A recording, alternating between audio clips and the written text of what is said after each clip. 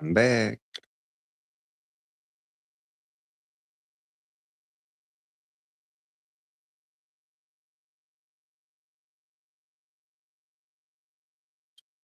And I can turn on my other device.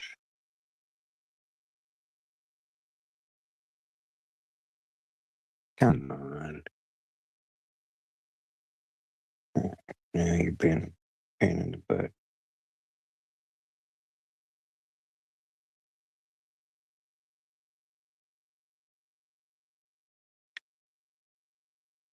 What's up, Kimfolk? Appreciate you coming in. Here we go.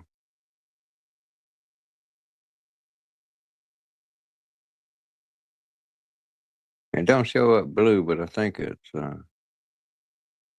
what you call it. Let's see. It's a lot more fancier than my other phone was. The newer one. My cell phone.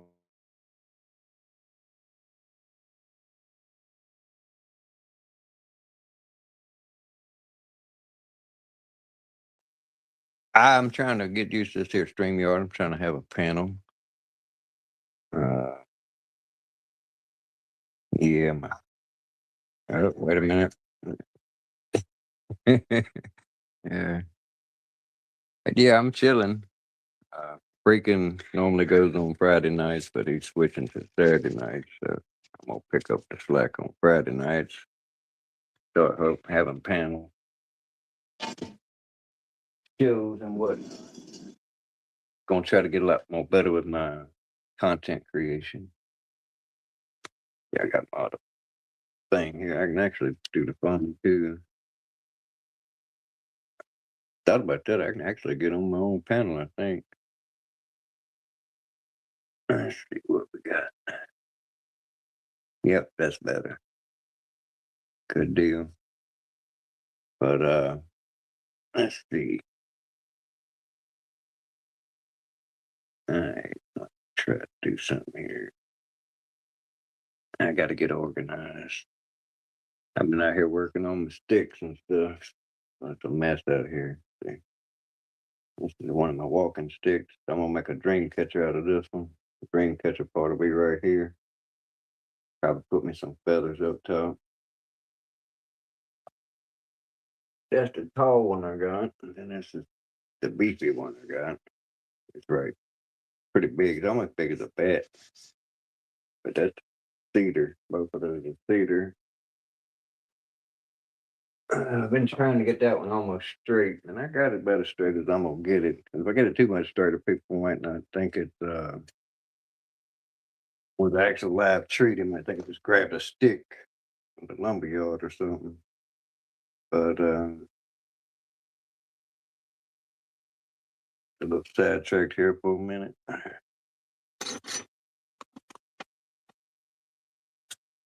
Camera a little closer. There we go. Let's see. I'm gonna put freaking stuff up there. If we don't know you, don't even think.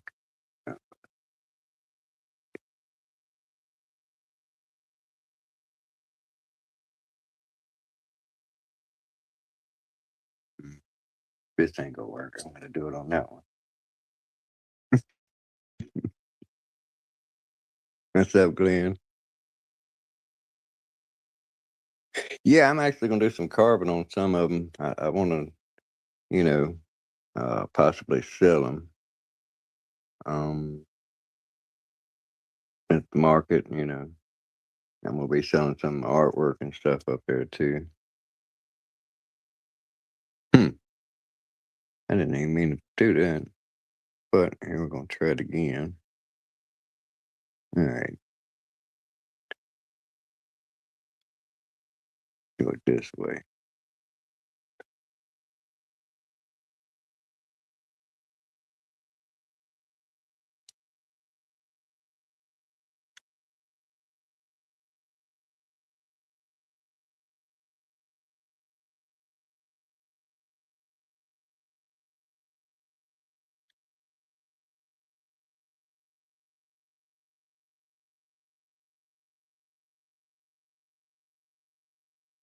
Hmm. Hmm. All right, stream your full coordinate. All right, there we go. All right, there's that. Okay. Happy Friday, Glenn. Um, yeah, here's what I want to try to do. Oh, that didn't work. It's trying to send me on my link. Back it up, back it up. There we go. Ta-da! Did it work? Did it pin the link? Yep, there it is. The link's pinned. If I know you, you're welcome up.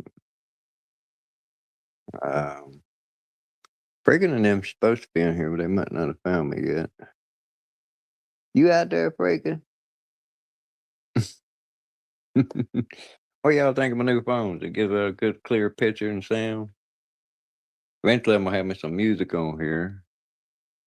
I could probably go to my truck and get a couple DVDs out there and play some. The rest of my stuff's in storage. That's what this is actually a DVD player too. I can watch movies on here and everything.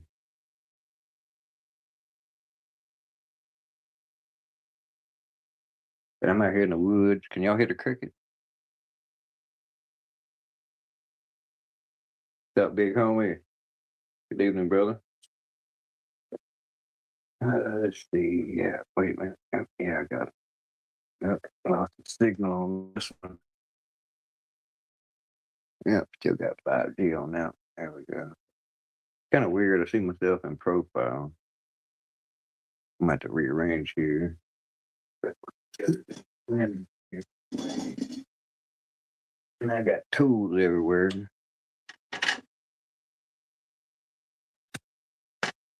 I take me a smoke break, both kinds here. Uh,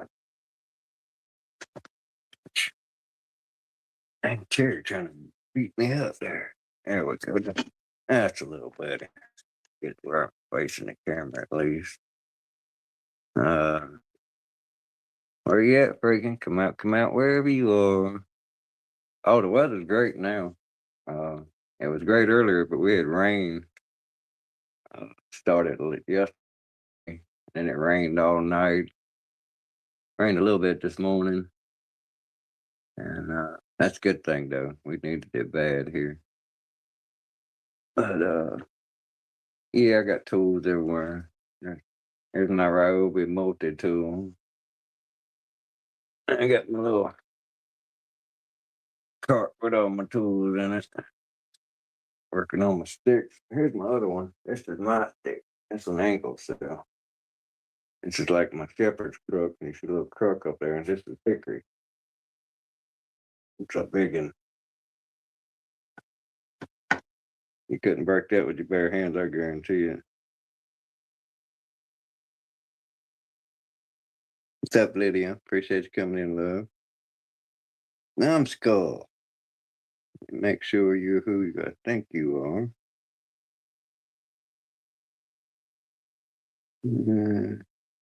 Go to channel. Come on now.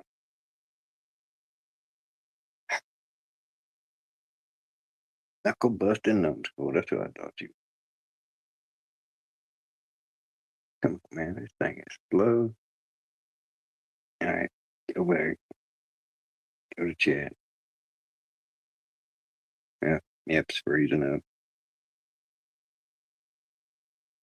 And I got signal too. That's what don't make sense.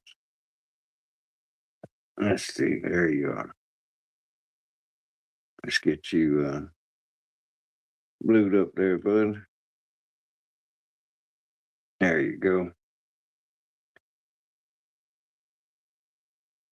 Yep, it be. Yep, it me. Yeah, I'm gonna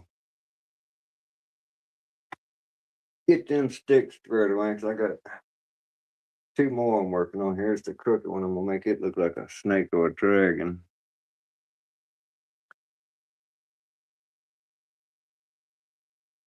I'm doing pretty good. We finally got moved. We ain't in our new place. We're staying with family right now. Uh, I'm trying to get the hang of this StreamYard.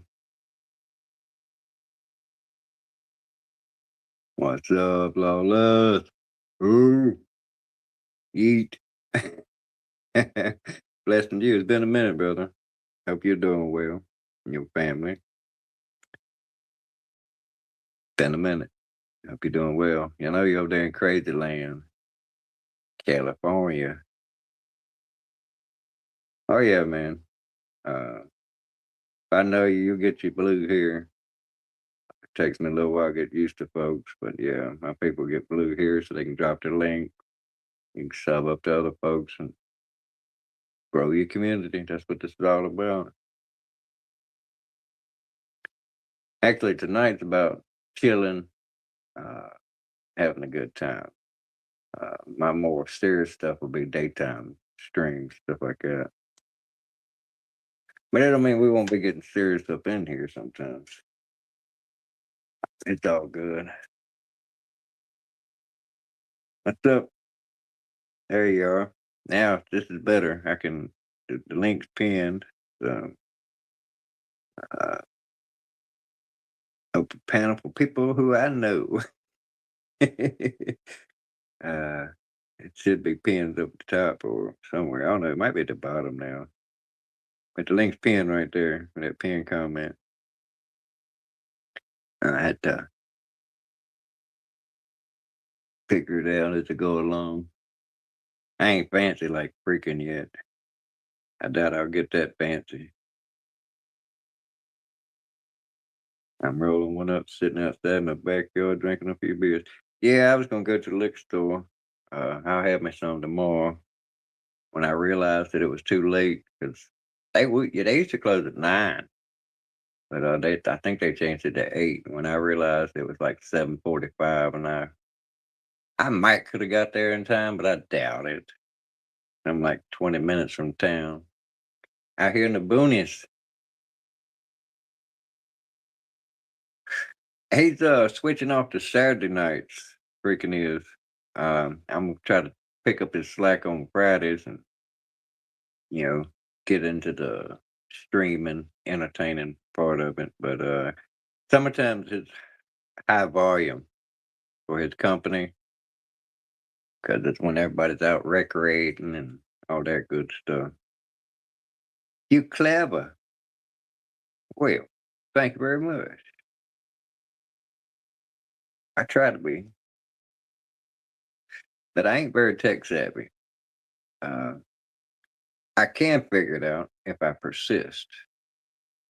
Um, but I already got wrinkles, and when I get to concentrating too hard, I start doing like this. Let me take the flash down. You see that little line right there? People take me in person to be mean, and I'm not. They take my tone and what I say, mingle to it. It might be the aura I put off or whatever, but people take me a lot more serious than I am. I'm as nice as I can be until you give me reason not to be. Um, and just talking junk ain't necessarily a reason not to be. It's like I can deal with trolls and stuff like that. It's like when I start feeling it, that's when you're in trouble.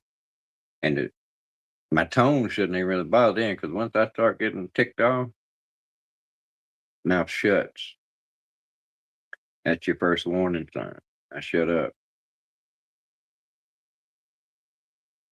'Cause what I'm doing at that point in time is figuring, well, should I go ahead and pop them in the mouth now or let them dig their hole deeper? Hey again, Moon. Appreciate you coming in. This is a little better. I figured out. Got the link pinned and everything. Up a panel to friends. Like I said, you pop up backstage and if I recognize you, you can come on up. Uh, but if I don't know you, even if like they sell, you know, I don't know what you look like, so breaking would have to be involved in getting you up here, brother. But as far as I know, you might not even get on panel. But main thing, I don't want to get porn bombed because then I had to shut it down, delete the stream, all that crap. We got Frank Blue Eyes. That sounds like a code name. Uh, don't look familiar. Check out your channel there. Oh, got no subs. That might be somebody who's wanting to stay incognito. But how you doing there, Frank Blue Eye?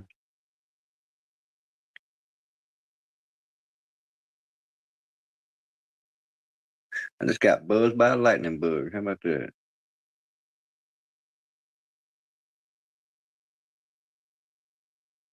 Yeah. Um, I mean, you're entitled to your opinion. I actually don't know Simon Beach, but he does roll with that crowd that likes all the trolling, harassing stuff.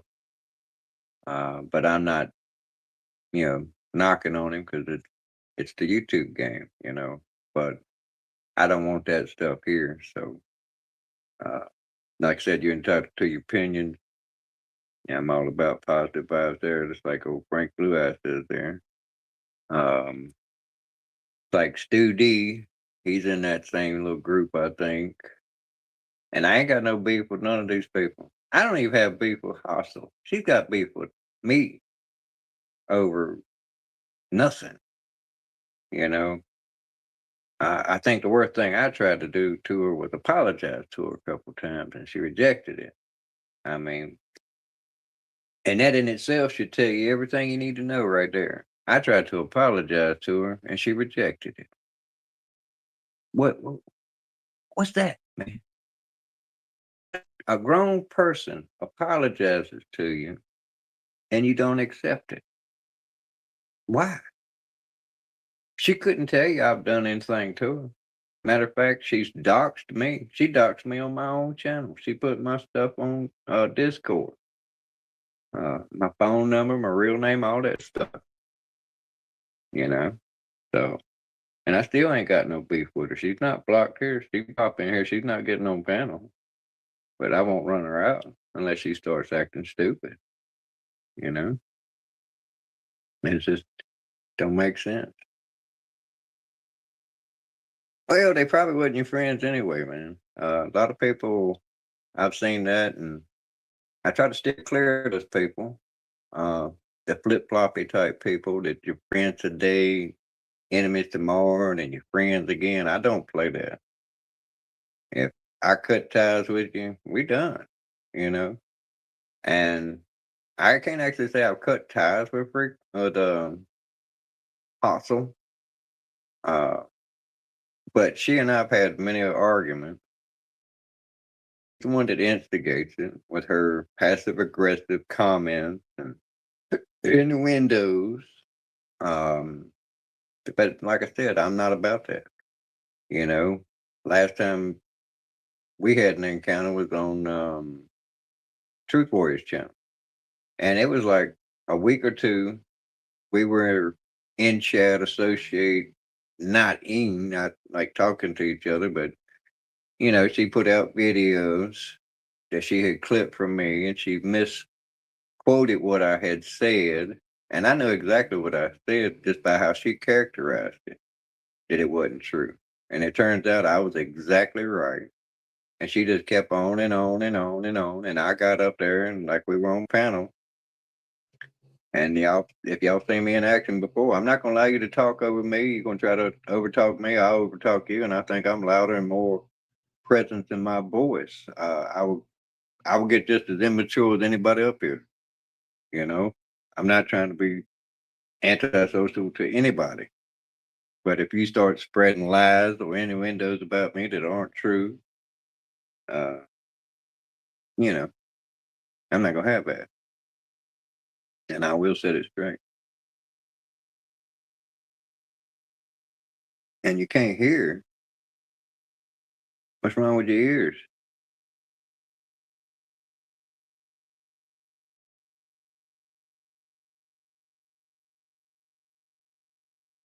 Oh, I'm sorry to hear that, but I'm glad you come in. I hope you get that squared away. I got my new phone. Wait a minute. Oh, wait a minute. Got somebody back. My phone actually made a noise from that. What's up, bud? Show me that face, bud. No, it ain't no clone. Show me your face. What the hell? You tard. That ain't your face. You better be freaking. You ain't freaking. You a clone. I'm going to have to shut down. There you go. There you go. That's my bud. How you doing, man? Oh, not too bad. Just drinking a coffee. A Drinking coffee. a coffee. Drinking a coffee. Yeah, wife came home with fucking coffee and donut. So What's up, Blood Dragoon? Ryan Clark, appreciate you coming in. I mean, some drama's okay, but when you take it too far, and there's like just a few things that you really can't do. It's like calling somebody a pedo, that's going too far. You know what I mean? And she's done that. She and when you go to dox some people, that's too far. You know? yeah, that's a case of retardation right there. Oh yeah. I just got back home, Dennis Bigfoot. You can call me Dennis. You ain't gotta call me Dennis Bigfoot, even though that is used to be my old moniker. I thought about changing my channel to that, but it's a little bit more um extra tech skills I don't want to have to work with right now. I'm trying to get real good where I can edit videos and stuff. I was on a roll there for a minute. I was actually getting some sound added to some of my videos. That's when I was doing my little lizards and stuff like that. But my other video I just released like less than a week ago, man. I already got 1,900 views on it. And it's just a little 15-second short, of course. Nice. So it's pretty good. It's Lenny. Well, I said it was Lenny from the beach, which is crazy. Seen one in here the other day. That rascal's about that big, just like him. Little bitty fella. And the floor in there's polished concrete, so he was having a hard time getting away. And I almost caught him. I was just gonna put him outside. But I figure I'll let y'all see me and show off my shirt and stuff. Freaking he's bashful. Yep. But well, that's the thing of it is my channel ain't necessarily about any one thing. Um I think people pigeonhole themselves and keep themselves from going into communities that you ordinarily wouldn't go into. I do a little bit of everything. I got nature, fishing videos. I like recording nature, wildlife. But I do art. I have some diamond art videos that I've done, but I do artwork as well. I paint, do pen and ink. I've been working on my walking sticks. I'm gonna do some carving. I've done an automotive video, me doing different jobs on the vehicles that my mom's vehicle, my truck. Um, you know, and then I just like I'm not gonna do the drama stuff. Like chase around and harass people, make videos about other people, because whether you believe it or not, you're promoting them. So I'm not gonna promote people I got a beef with. That's about the dumbest thing. Oh, Hostel does that. In my opinion, is she promotes these people because she gets people to watching them, and all it takes is a few minutes, and you realize that she's crazy and wild as a can of worms, man. Yeah, She's but all over. but hold on though. The thing with her though is the fact of the matter is she's doing it for free. Yeah, I mean, I made bank off her ass. I wouldn't tell you to avoid anybody, especially if they're blue. They're definitely good people up in here. Um, Now there might be some that have a little mm, trollish nature to them up in here that are blue, but they're not real trolls. Uh, they're just busting balls. Me and Brick can do that to each other every weekend. Uh, and it's like he said the other day, it's practice. Uh, I sent him did you see that clip I sent you that was labeled for hustle? Yeah. It's a funny clip, man. That was something that I had never heard before. But yeah, yes, there was one of the good ones was like, I think you categorize your crayons by taste. You can hide your own Easter eggs. Uh, you are the human equivalent to a participation trophy. And it had that little kid's voice to it. That just makes it so funny. I laughed and laughed over that one, man. That was hilarious. But yeah, I got this new phone, man, and like I said, once I get coordinated with it, like if I had the windows open, I could go in. I know how to get in my windows now. I could get in there and go to Instagram and pull some clips from there. I think I'm not sure.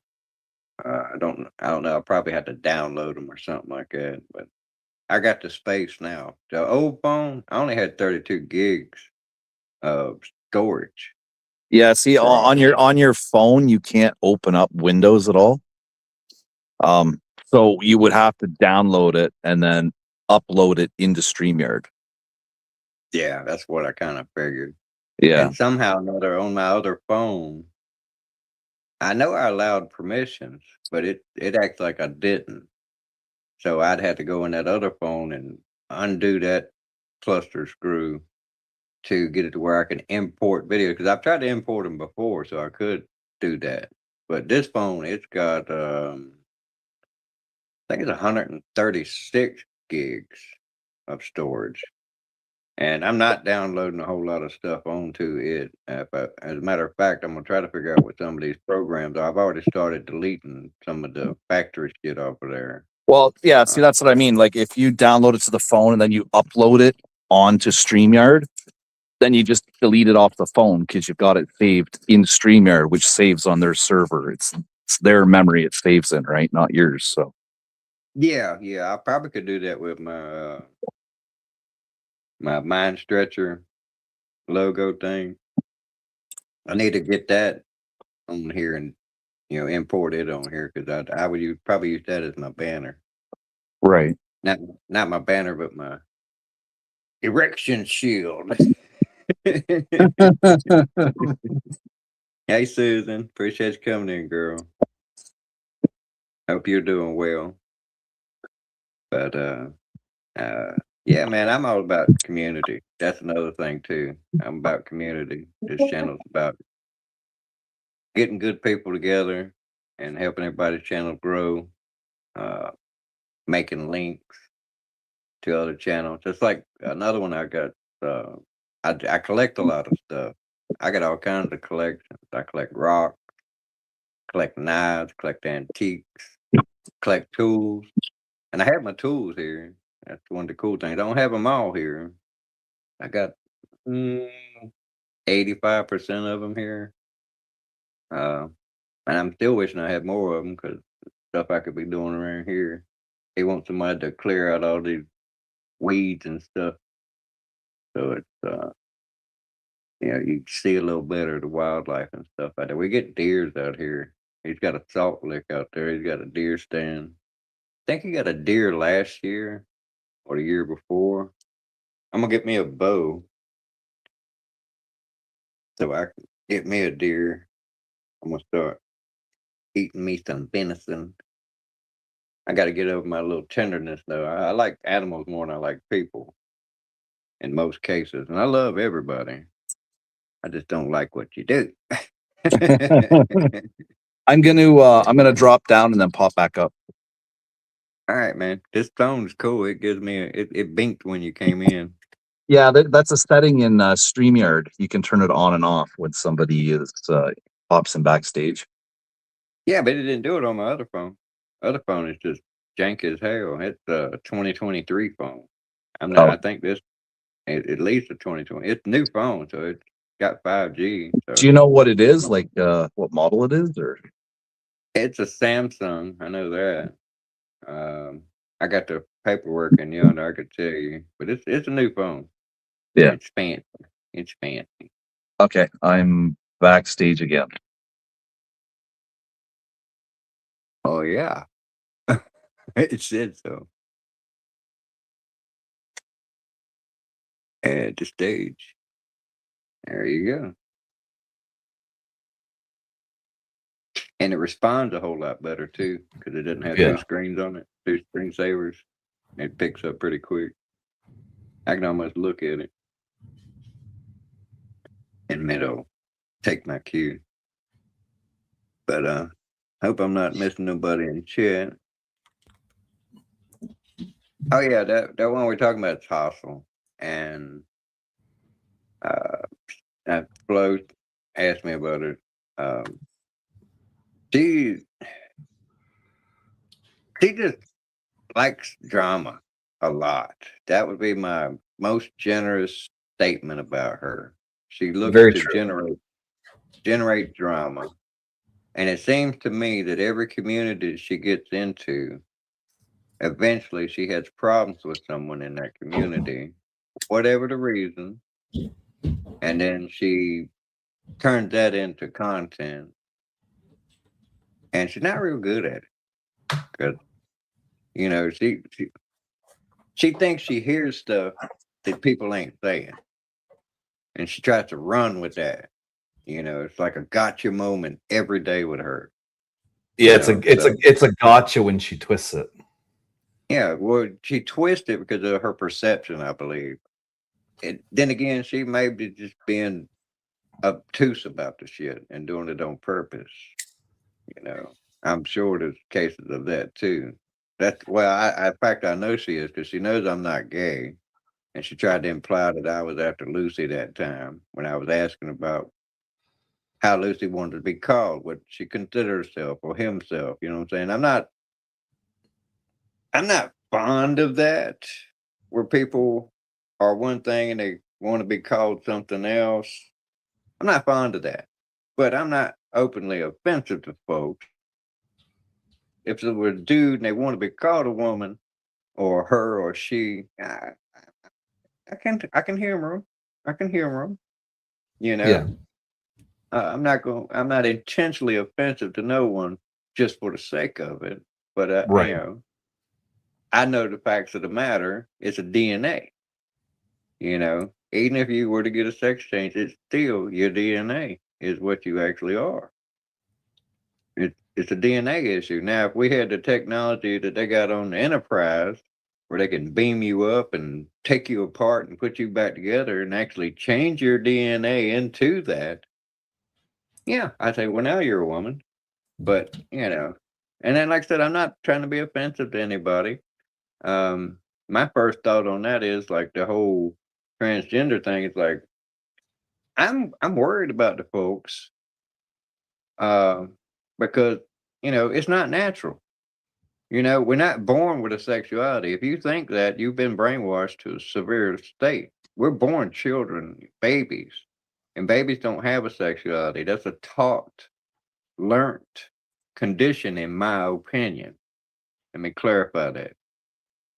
Uh, and you don't come into your sexuality till you hit puberty, but you can be um, programmed to be like your little boy to be sissified and act like a feminine person.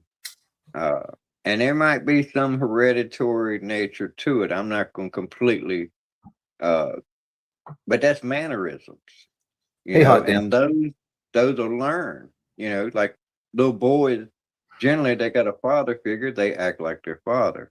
Little girls generally act like their mother. That's where you pick those mannerisms up. Now, if you're in a home that doesn't have a father, you ain't got nothing but mothers and females around you. Where are you gonna get those masculinity at? You're not. So I'm all about nuclear families too. But again, I am not bashing anybody. To each their own in their privacy of their home. I don't. That's like sexuality. Period. I don't want to see two straight people out here making out. It's uncomfortable. I don't want to see that. It's almost pornography. You just got your clothes on. That's get a room.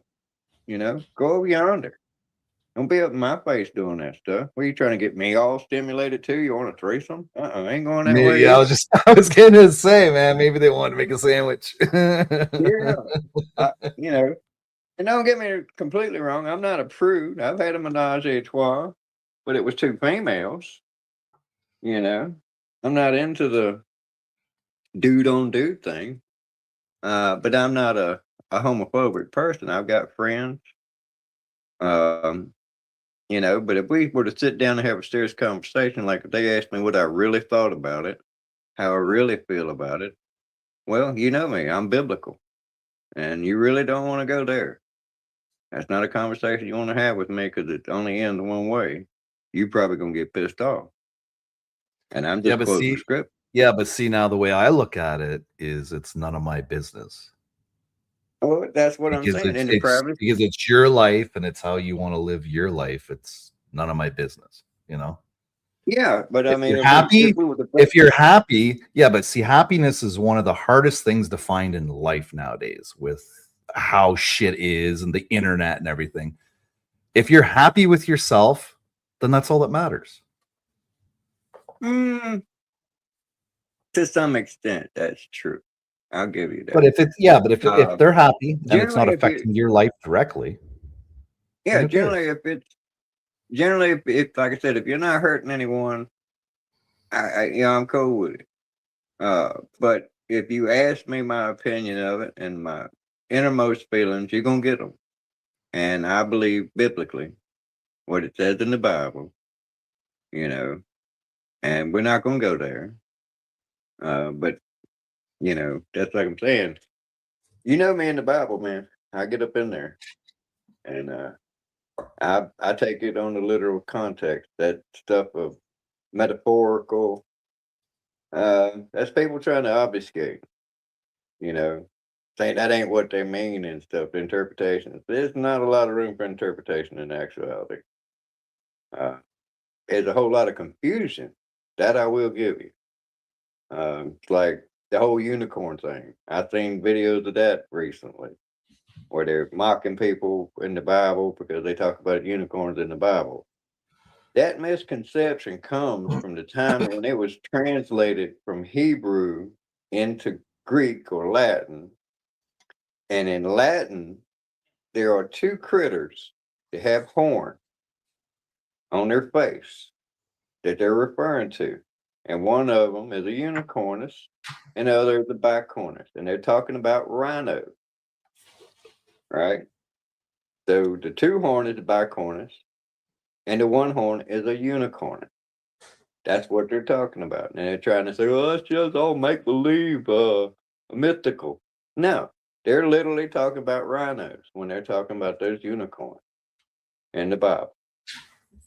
And it's because the reason they used the term unicorns in the Bible is because it went from Hebrew to Latin,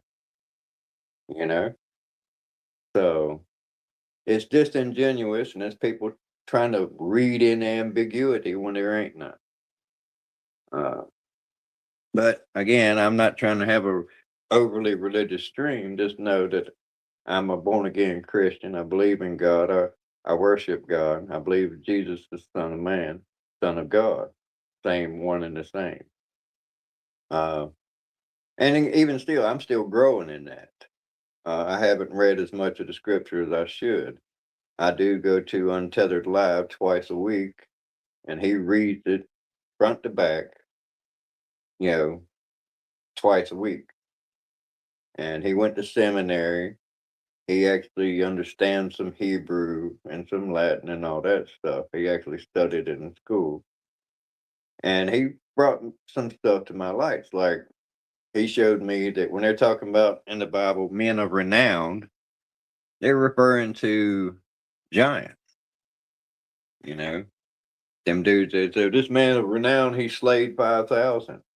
You think one dude could slay 5,000 people if he weren't a giant? Of course not. And when I say giant, we're talking anywhere from 8, 9 feet on up to 25 foot. They were literally eating people, just like in the fairy tale, but not fairy tale. And the Smithsonian, they've got those skeletons hidden somewhere in their basement. They took them from the Lovelock Cave. That's the most famous one that I know of. And they had 8 and 9 foot tall skeletons they found in that cave where the Indians had chased them giants in that cave because they was eating them. You know, they were eating the Indians, and they chased them into the Lovelock Cave and they burned them. And for a long time, that was just like a wise tale until that somebody came across that cave and they found it all burned up. And they did some excavating in there and they found 8 and 9 foot tall skeletons in there. And then the Smithsonian come in, scooped up the remains, and rather than put them on display, they hid them because it's just like the moon landing and outer space and all that stuff and the globe thing. It hides God. With the globe, it makes you think that you're a speck of dust in an infinite universe, and that we mean nothing. When it's not the case, we are special, and the fact that Jesus Christ died for our sins proves that. For me, anyway. But again, not trying to get biblical on y'all and run y'all off. Shout out to the 5 in chat. I actually think Bigfoot is a Nephilim. I actually do think so. And that's the reason my handle is Dennis Bigfoot. I've seen Bigfoot twice. Or what I think was Bigfoot. I know it wasn't a bear. And that's the biggest critter around that could have been possibly mistaken with some furry creature, but not that big. And when a bear walks, they waddle side to side. They don't walk like a man. You know. And this was walking like a man, and it was stalking us, and it stayed in the tree line. I had a spotlight on it, and we got the hell out of there before it got to us. But it was coming at us. Had it been a bear, he'd have just come on across that field, or he'd have hauled ass. More than likely, he'd have hauled ass because the spotlight. He couldn't see what was shining light on me. He probably wouldn't have come over there. Unless he was really hungry.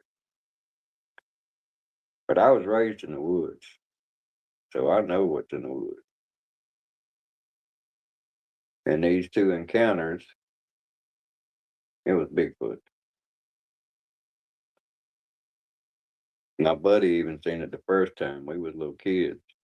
And that kid was so religious, believed in God so much that even when we were playing, if an adult walked onto the scene, he would make sure he understood that we really wasn't doing what we said we were doing. We were just pretending. That's how conscious he was about telling lies. You know, so if he says he's seen it, he's seen it. And he got a better view of it than I did. All I did see was something behind the truck, taller than the truck, shaking the truck by the tailgate, doing 35 to 45 miles an hour, and that truck was trying to get away. You know, he was chasing that truck. Bears don't chase trucks like that and grab it by the tailgate and shake it. Yeah. So, yeah. And I'm going to try to, I don't want to use AI. I'm kind of leery of AI. So I'm going to try to make a video, probably using my artistic skill to depict all of this. To ride there, because we was way back in the woods. We was outside of town by about, I don't know, 10 miles. And it wasn't in this state either. And I don't want to tell people where it was at, because I don't want nobody going over there and messing with it and getting hurt. Because these creatures are not friendly. And like I said, I've spotlighted a lot of animals. And pretty much all of them, when you hit them with the damn spotlight, their eyes come up greenish yellow. You know, kind of look like a neon color. Well, these was blood red, and it was squatting. And then when it stood up twice, if not 3 times, the height it was off the ground. And a bear can't do that. A bear don't turn 3 times as tall as it is. They go up. If it was squatted down 3 foot off the ground, it might could go up to 6 feet. You know, this went well over 6 feet, and when it was coming through the woods, it was ducking under limbs and stuff. So there's that. You can call me crazy. I don't care. You can say you don't believe me. I don't care either. I can show y'all how I normally dress. I can show you what my truck looks like. If you think I care what you think, you're crazy. I definitely don't care what people think. Freaking knows I don't care. We are Nice. one of the same because I don't fucking care either, man. You know how it is. Oh yeah. Appreciate you coming in there, Numbskull, if you're still here. Oh yeah, I believe they're all over the world. There they've were been some spotted. sightings. What, a month and a half ago in Ohio? There were like multiple sightings in the news. Yeah, I mean the thing of it is, I mean, and I give it a few cases could be mistaken identity, but I follow a channel, howtohunt.com, or the fact about howtohunt.com. He's got a couple channels. And when I was following him in the beginning, he had never said nothing about Bigfoot. I was following him because he hunts. He Right. lives in British Columbia. Steve Iredall is his name. Beautiful country. And he's a big game hunter. He takes people up in the mountains. They go in on pack horses. Sometimes they fly in on small planes and helicopters. But he caters to rich people that want to go out and get a ram or a moose or a grizzly or an elk. But he also goes around the world. He's gone to Vietnam and Cambodia and stuff. And they have these sightings all over. Like in the Himalayas, they call him a Yeti, but it's the same creature. You know, it's like in Canada, the indigenous people call them Sasquatch. Sabe. No, they call that's an American phrase where someone was trying to translate what the actual Indian word for it was, or Native American word was for it.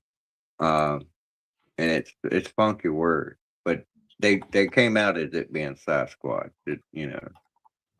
But in British Columbia, Canada, they call them Sabe, which means first people. And they always refer to them as a people, not a creature, not an animal, because they are more intelligent than you could possibly imagine. I think it's Scott Peterson, or it might be Scott Patterson. He's dead, and I think his death had something to do with these creatures. He was experimenting with something, and I'm not going to say what it was because I don't think that the Sasquatch got him. I think a government got him, and they made it look like he had a heart attack or something. But he was at the last of his videos, he was doing some research with some technology, and we'll say he pinged them with the technology, and they pinged him back with it. They can project psychically, like with telekinesis type projection, psycho projection stuff, like mind reading, and they can put those. That's telekinetic, right? Yeah, something to that effect. Yeah, that's Something like telekinetic. that. ESP, something to that effect. It's like read your mind. They can put stuff in your mind. Telekinesis. That's what that is. Yeah. Telekinesis is, I think, moving stuff with your mind. I thought It's that all was called it's all kinetic. Yeah, it's all to do with the mind. yeah, it's all mind. It's all mind powers. It's no physicality to it. It's all mind powers. Either reading minds, moving stuff with your mind, ESP. It's like seeing the future. And that's another thing that makes me believe this stuff too, is because I've had deja vu twice. And it ain't like they say it's the brain fart. You're remembering a memory. No. I know for a fact I have separate memories. I remember dreaming it. Then I remember when it happened as two Yeah. separate memories. You know, I dreamed it before it happened. It was precognition.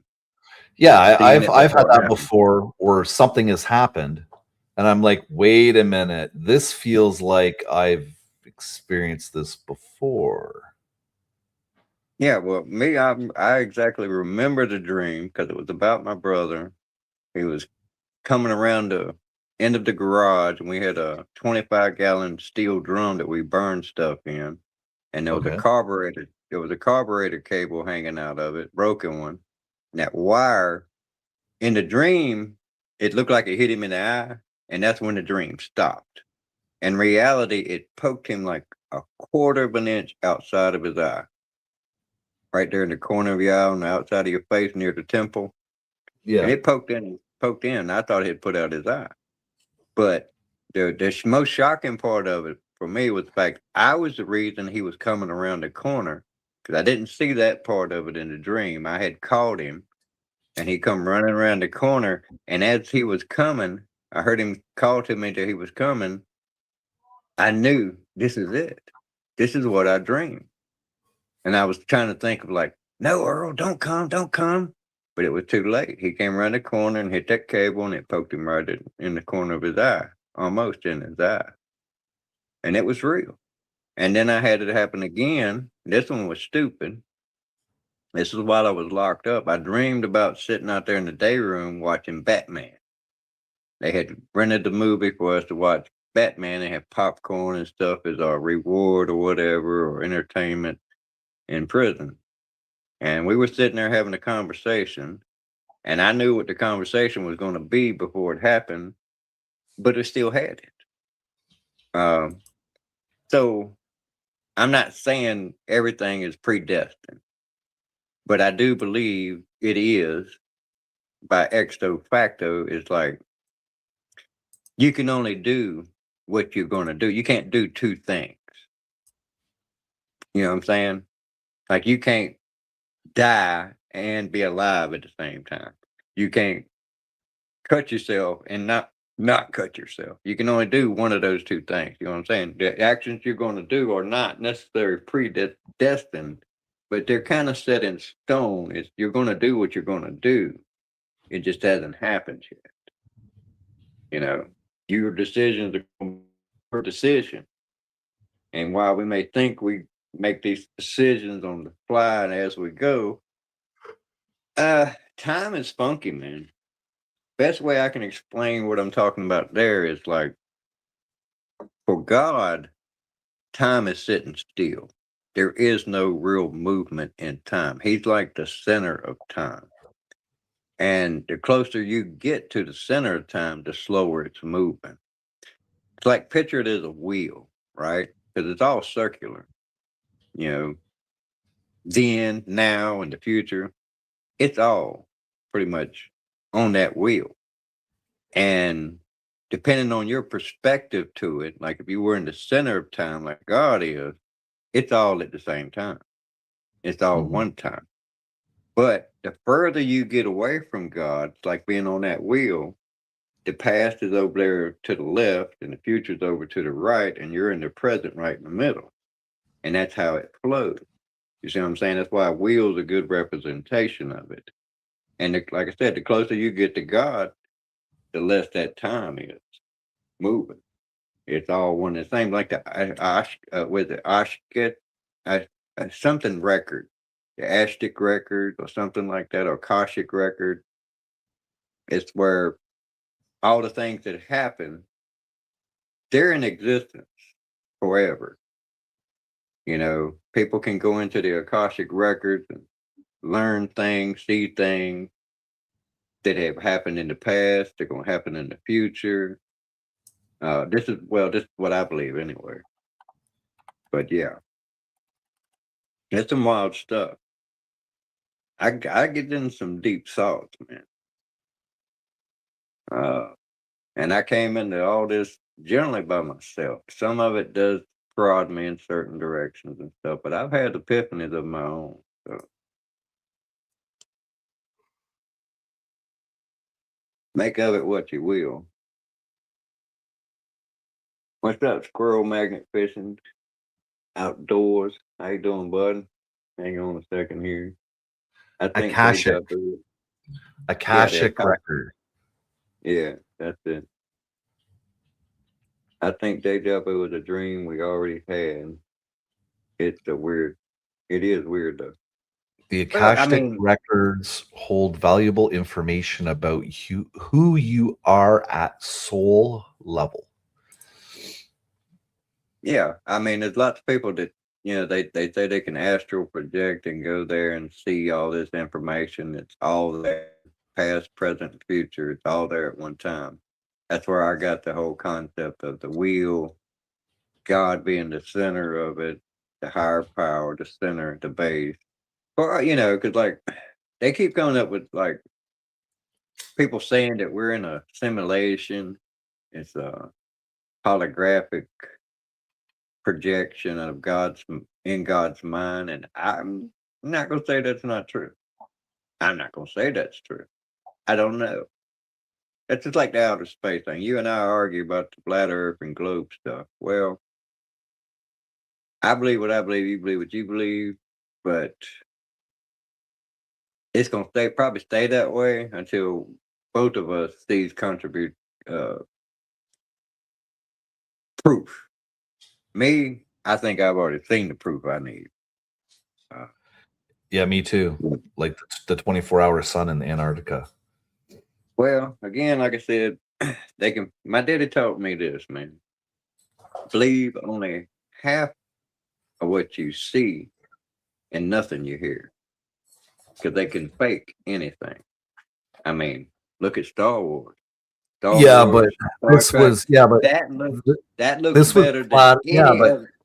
This was proven by flat earthers who went to the Antarctic expecting to see night, and they seen 24 hours of day. Yeah. Why would they fake that? Why would they fake that? That's their reputation as a flat earther on the line, right? Why fake that? That's who. It's not my reputation. It's not every other flat earther reputation. It's their reputation, so why would they fake it? Well, that's just like the whole January 6th. That's why, yeah, but hold on. This was a trip to the Antarctica that was being paid for by somebody. We don't need to rehash it, man. But certain people refused to go. Now, why would you refuse to go? I would refuse to go if it had anything to do with the government, because I don't trust the government. No, it wasn't the government. It was a guy that funded for flat earthers to go and witness the 24-hour sun. Well, I mean, again, like I told you before, and you didn't admit it to this, you watched a replay of it. You didn't watch it live, and you wasn't there in person. And I didn't. Why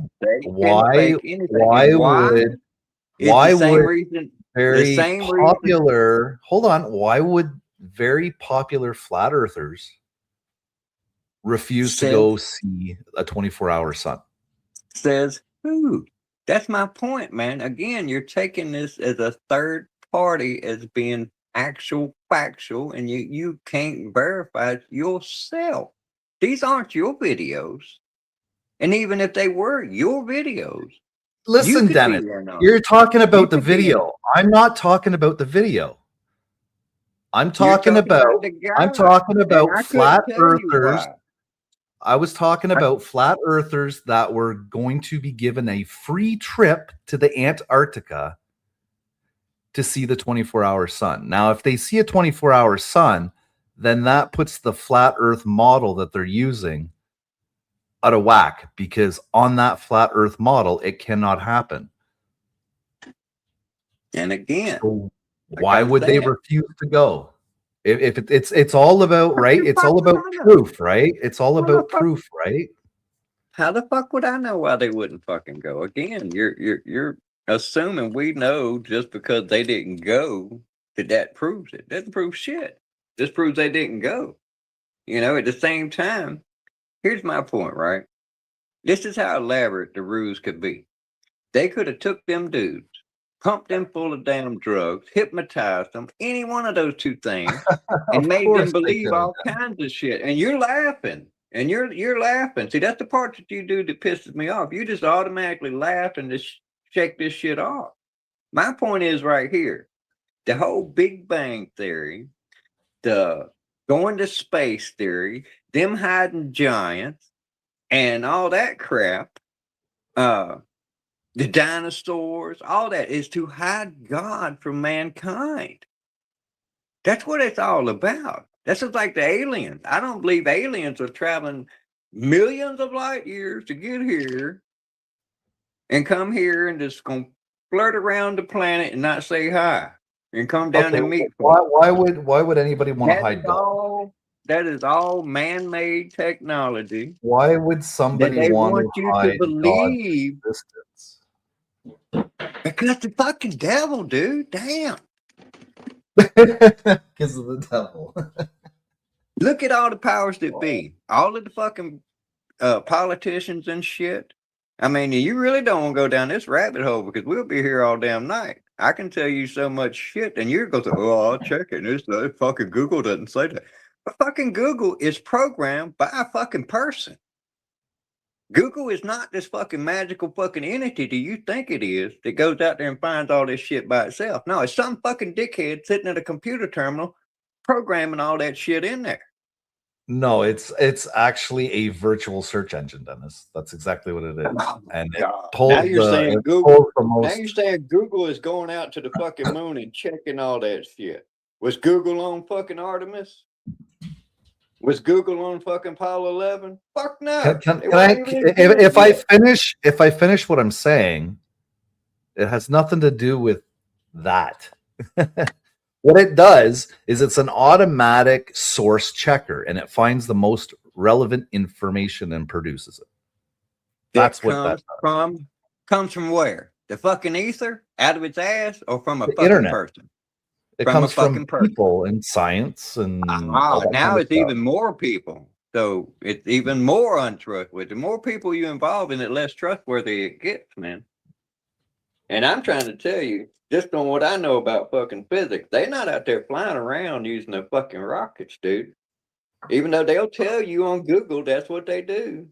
Uh-huh. It wouldn't fucking work. Why wouldn't it work, Dennis?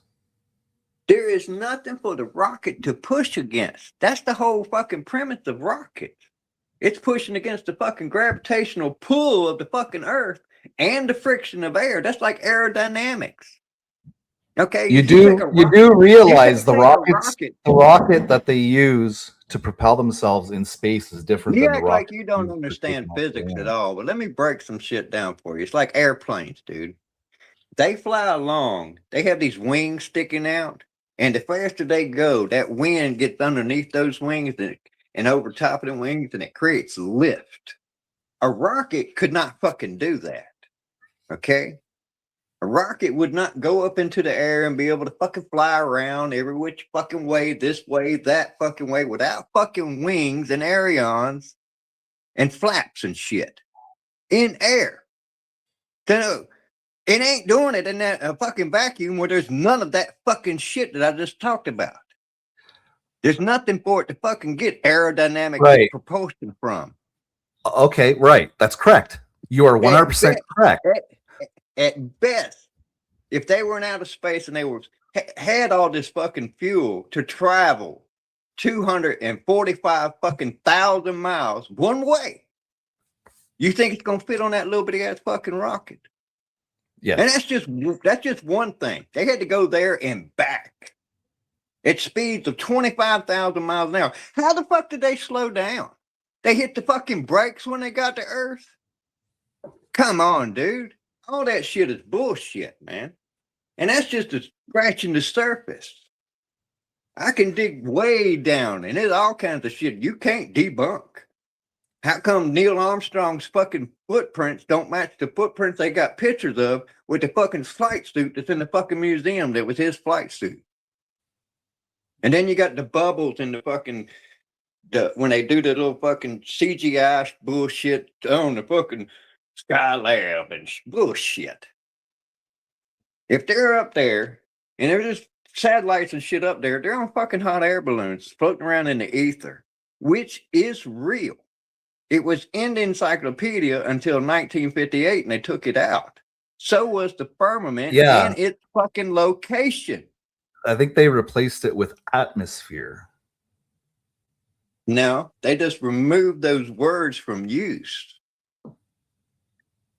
And they even doing that even now. They're trying to remove words like woman, man. They're trying to replace them with birthing person. Because once you stop using the word, people lose the meaning of it and shit. This is shit that they're doing constantly. Yeah, they think we're fucking dumb. I'm not dumb. I know physics fairly well. First of all, even fucking Elon Musk said there's no fucking way that fucking Artemis, the little ship they went in, would be able to hold enough fuel to fly 245,000 fucking miles. But damn it, they catch that. What are you doing, man?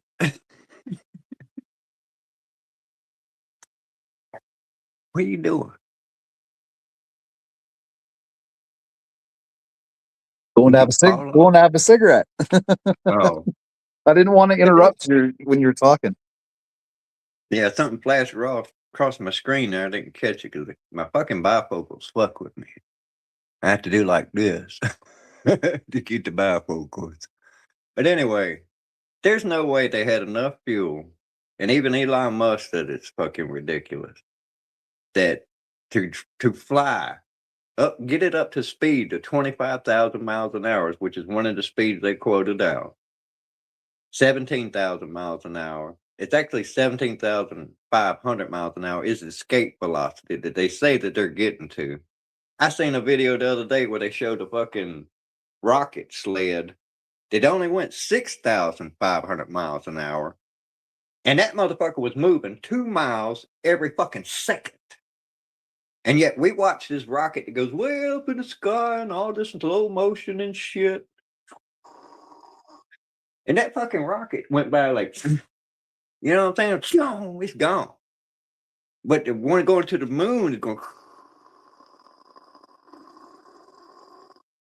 bullshit. And don't tell me act like I don't understand physics. I can quote you the relativity speeds of all that bullshit.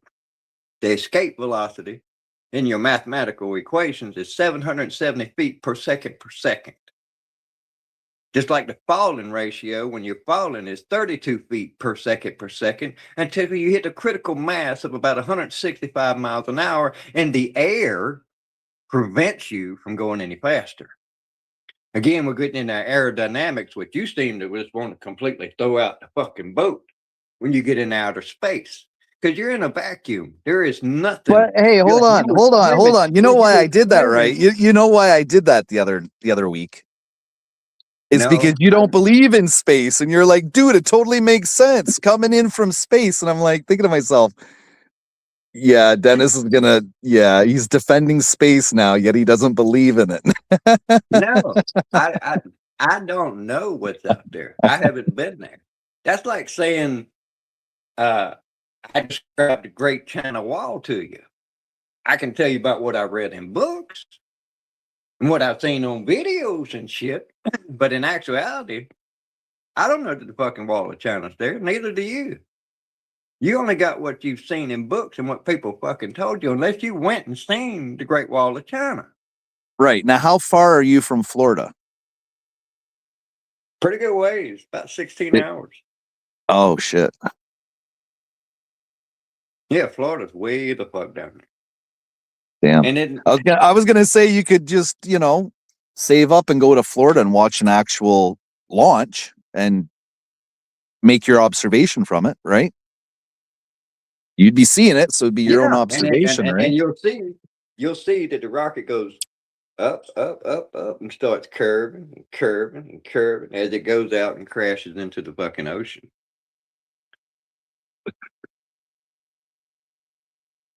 Like I said, in the encyclopedia in 1958, it had the coordinates that you could go to.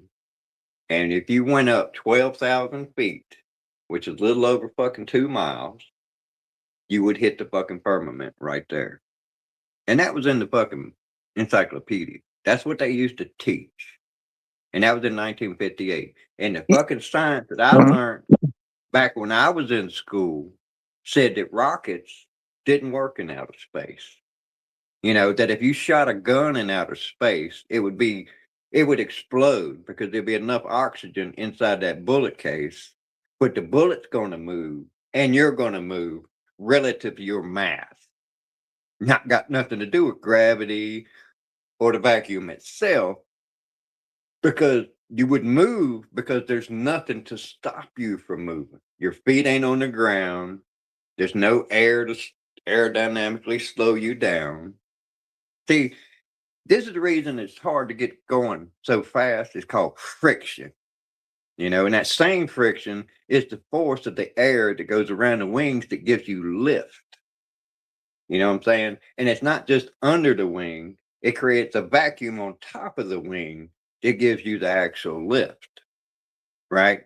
But a rocket, if it was going horizontal, it couldn't do all that shit that it does without some fucking little ailerons and shit. It's like the missiles. You take them cruise missiles, they got little fucking arms and flaps and shit that go like this and make it maneuver. They also got little thrusters and shit. But ain't no spaceship out there flying around with a big ass rocket pushing it forward with itty bitty little thrusters that they show. Correctional thrusters is what they call them, that are pushing against nothing. You can take a fan, put little streamers on it, and put it in a jar, right? And turn the fan on, and it'll be blowing, them streamers will be flapping. And as soon as you pull the vacuum out, the streamer's going to drop. They're not going to move. The fans still be spinning, but they'll drop. Because there's nothing for them to move them. And that's the same concept with rockets and now, what I have said in the past, and I will reiterate, if they have anti-gravity technology and are using that, that's a different story. That's a game changer. But it still doesn't get them past the fucking Van Allen belt. And even they've told you that they had the Van Allen belt for 3 hours. One way. That's 6 hours of deadly radiation. We're not going down to the hospital and get you an x-ray. About it's going to kill you to death. They admit that themselves, man. So, you want to buy it hook, line, and sinker? That's on you, bud. My brain's a little bigger than that.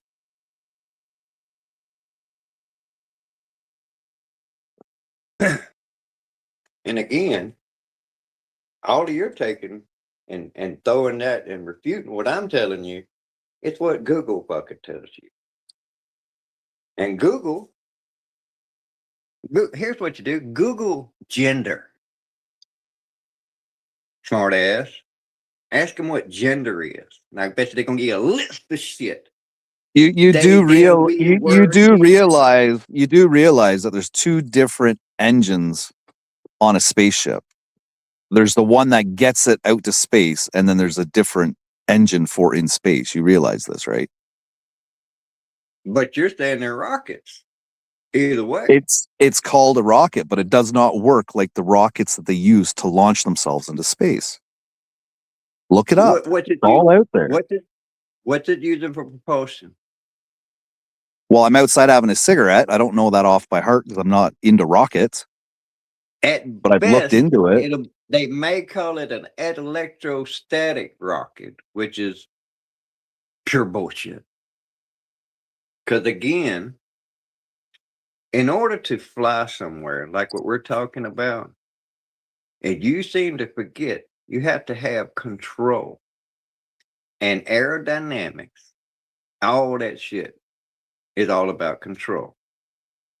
Unless it's anti-gravity technology, which means you point it and you're almost instantly there. You know? And the way they explain that shit, it's not like you're moving as much as you are just instantly there. And if you want to get into Bob Lazar shit, we can go that route too. Element 115. And I can quote you the stats on all that shit too. What When was that? I looked that up once. What was that? Element 115. It was an element they were supposedly recently discovered, but they don't have stable. This is what they tell us anyway. They don't have any stable element 115. It's an element that's in a higher periodic table. Right, but what was the significance of it? Well, according to what Bob Lazar said, he used to work at Area 51, and they had some spacecraft there. He says that he had about 9 of them, from what he said. And he said that one of them looked like it come from an archaeological dig based on the information that he was given. But they had them all compartmentalized. They weren't allowed to talk to each other and shit about it. But anyway, element 15 is like, we'll just call it element 115. And say you got a little chunk of it, right? You apply energy to it, like say an electrical field, electricity to it, and it creates a bubble around it and you. And the reason this worked perfectly for space travel is because in that bubble, you're in 0G. And these spacecraft that we see on TVs and shit where they're traveling instantly, they go from sitting still and it's like they're gone, traveling faster than any fucking thing. They even got them that they travel underneath the water faster than fucking you could possibly imagine. It's physically impossible based on the physics that we understand it. Nothing we have can even remotely touch how fast that shit travels underwater because it's going through water. It's physically impossible. But this shit does it. And it would be element 115 creates a electrostatic bubble. And inside that bubble, it's 0G. And in 0G, if you went, say, a tenth of light, right? Ordinarily, in a gravity field, that would liquidate it from the G forces, And that's another thing. If they're traveling at 25,000 miles an hour on re-entry and shit like that, the G forces would crush them. So all that shit's bullshit. And that's just like you see the Artemis. It came down and had a little and it did re-entry at some 6, 7, 18,000 miles an hour or something like that. But the logo didn't burn off. Come on. And then it wasn't hot when it hit the water. You know how long it takes steel to cool off? When you heat it up to glowing red? A long fucking time. Then they had parachutes on cables, like even if they were metal cables. The parachutes weren't made out of metal. They'd have melted. They'd have shredded trying to slow down something going that fucking speed. It's all bullshit, man. Just like you probably think Katy Perry went out of space too, don't you?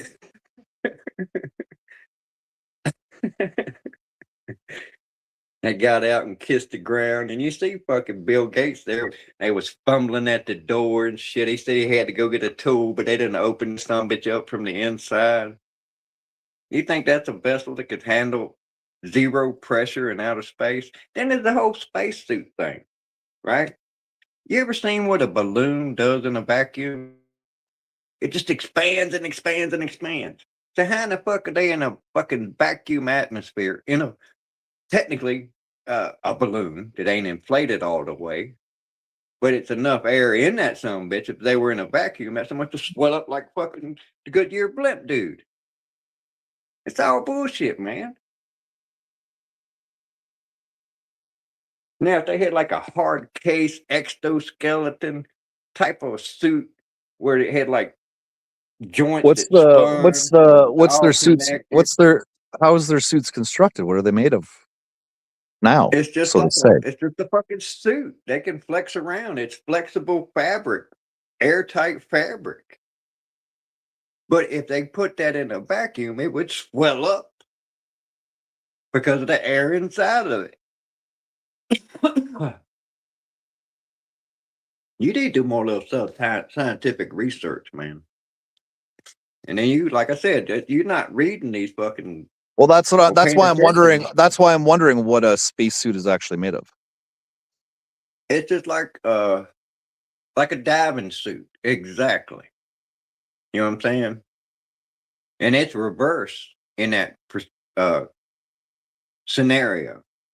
The suit squishes up on them. You know what I'm saying? They got them dudes who's had a big bell helmets on and shit.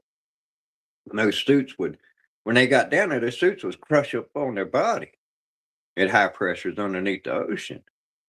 But out in outer space, exactly opposite of that would happen. It would expand like a fucking balloon and pop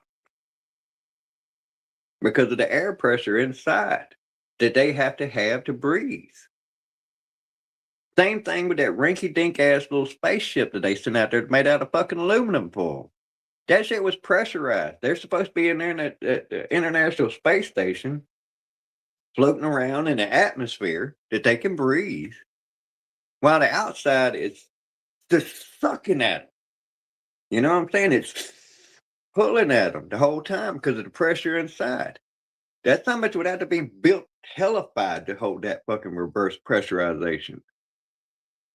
The same forces that would crush you at the bottom of the ocean, all that pressure coming in, it's the exact same shit will be going outward. Because if you don't keep an atmosphere on you to one atmosphere, you'll die. Your blood will boil. See what fluids do in a vacuum. Now, if you had a cup of water, right, and you set that in a vacuum and poured it down, it's going to boil out that fucking cup. Because the air pressure is what's holding it in that form. It's like, I don't know, maybe you just didn't pay attention in science class. And see, now you're going to have the CIA wanting to come find me and knock me off because I know too much.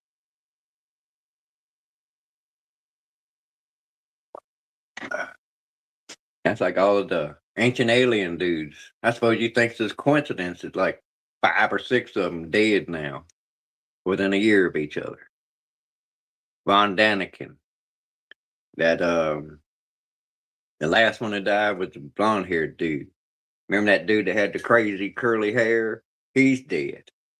The blonde haired dude co-writer, he's dead. Died like a week before. Hancock, that guy. There's another one. And what Van Daniken's did, he's the one that wrote the book Chariots of the Gods. He's dead. And all of them died within like a year of each other. Supposedly suicide. And it's like, I think it's up to like about 45, 50 scientists around the world have discovered free energy, electromagnetism, all that bullshit with the anti-gravity technology. They've all fucking died and disappeared. Yep, we lost freaking. He's going back inside to get on the computer so he can check all this shit out. I hate to have to educate people, man. I really do. Y'all should know this shit, man. The same shit I learned this shit from is out there for all of y'all. I mean, been ignoring my damn. Hey, Miss Daisy. Appreciate you coming in.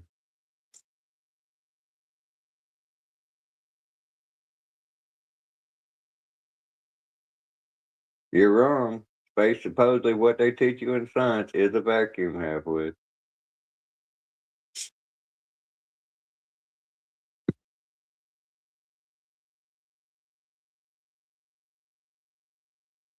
It's a massive vacuum.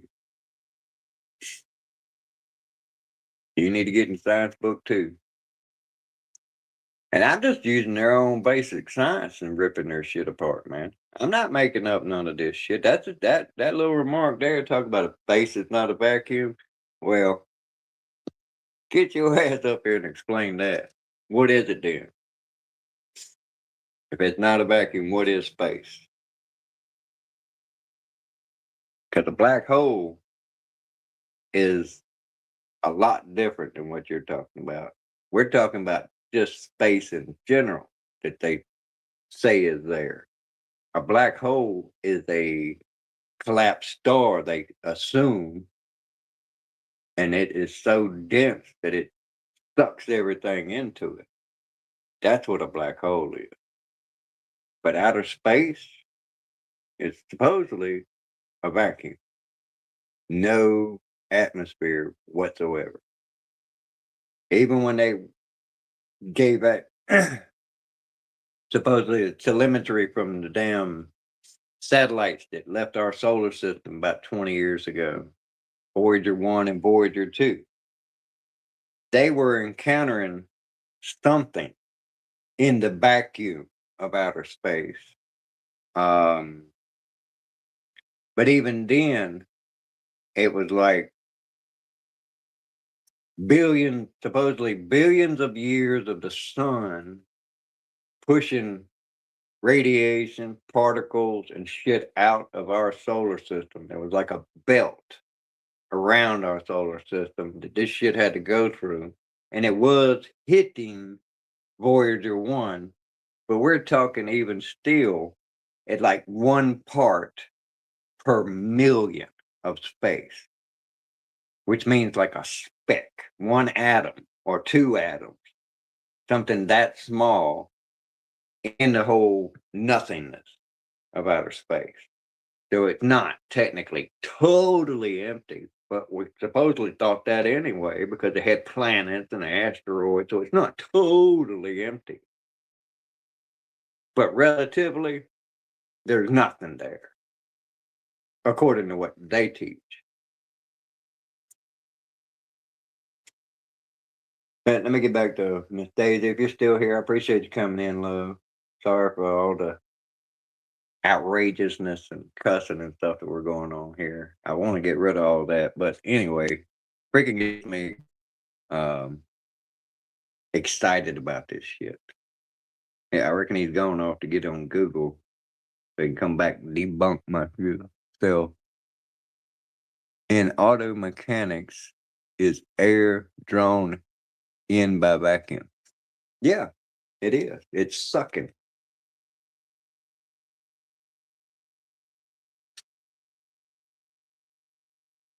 You can generate a vacuum several ways. You can use a vacuum pump, and that's what the auto mechanic this of it is doing.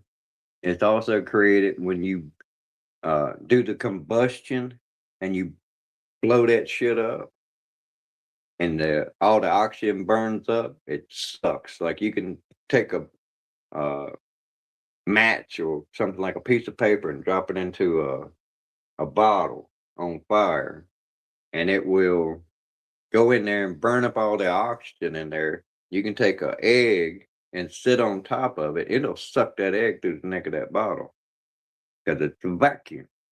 There's no air in there.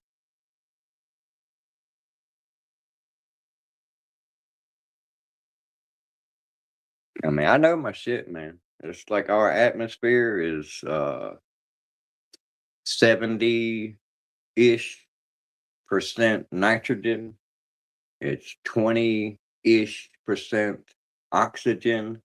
Then all of the other gases, carbon dioxide, carbon monoxide, radon, freon, neon, and there's a shitload of them more. Radon, halidon, There's a shitload of gases that make up that last little like 2%.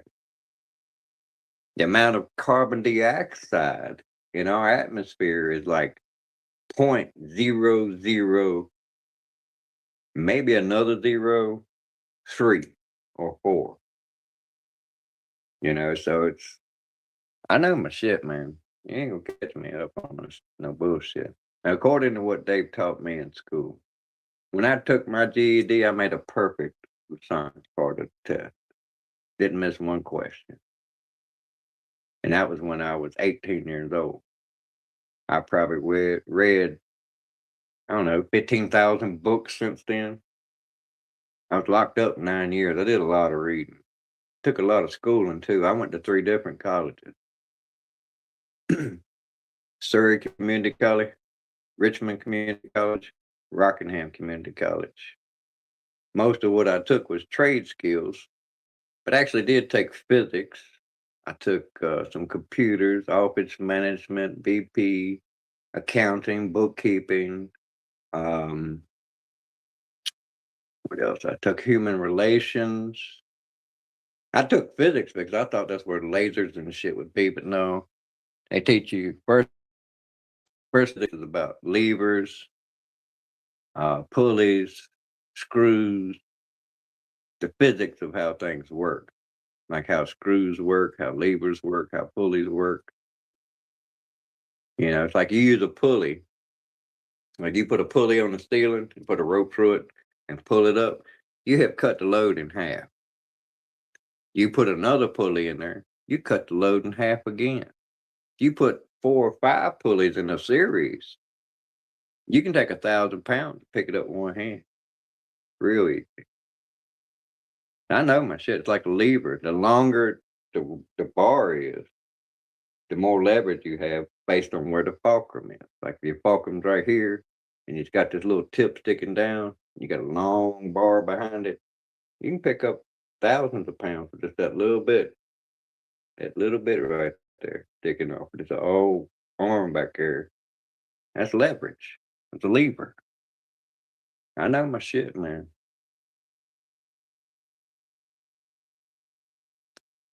Even the Navy and Air Force and all them, they'll tell you all of their technology is based on a flat non-rotational Earth. It's in their literature. Radar is line of sight. Radar can't go around a mountain. Are you going to tell me y'all believe radar is going all the way around the globe and detecting shit, or a laser can go around the globe and hit shit? No, it can't. Gravity does not bend shit that much. The gravity they refer to as bending light, supposedly in outer space, is the massive black hole bending the light that's coming from stars behind it and shit. But we're talking massive amount of gravity. Not the little bit that's, that a helium balloon can float away. That's not massive gravity. That's not enough gravity to fucking bend light. Because if that were the case, all our flashlights would point to the ground. Reagan tried to run that shit down. Talk about, them lasers are firing 100 miles out in the ocean, hitting a cruise missile 50 feet off the ocean. They're bending because of gravity. No. You're talking about the gravity that a bumblebee can resist, or a butterfly. But it's bending the light. It would bend that light over my shoulder. It would only shine at the ground if the gravity was still shit. Now people crazy, man. And I know I'm crazy, but right.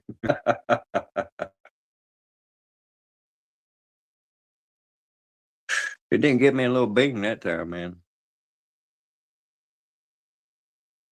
I didn't get no beating that time.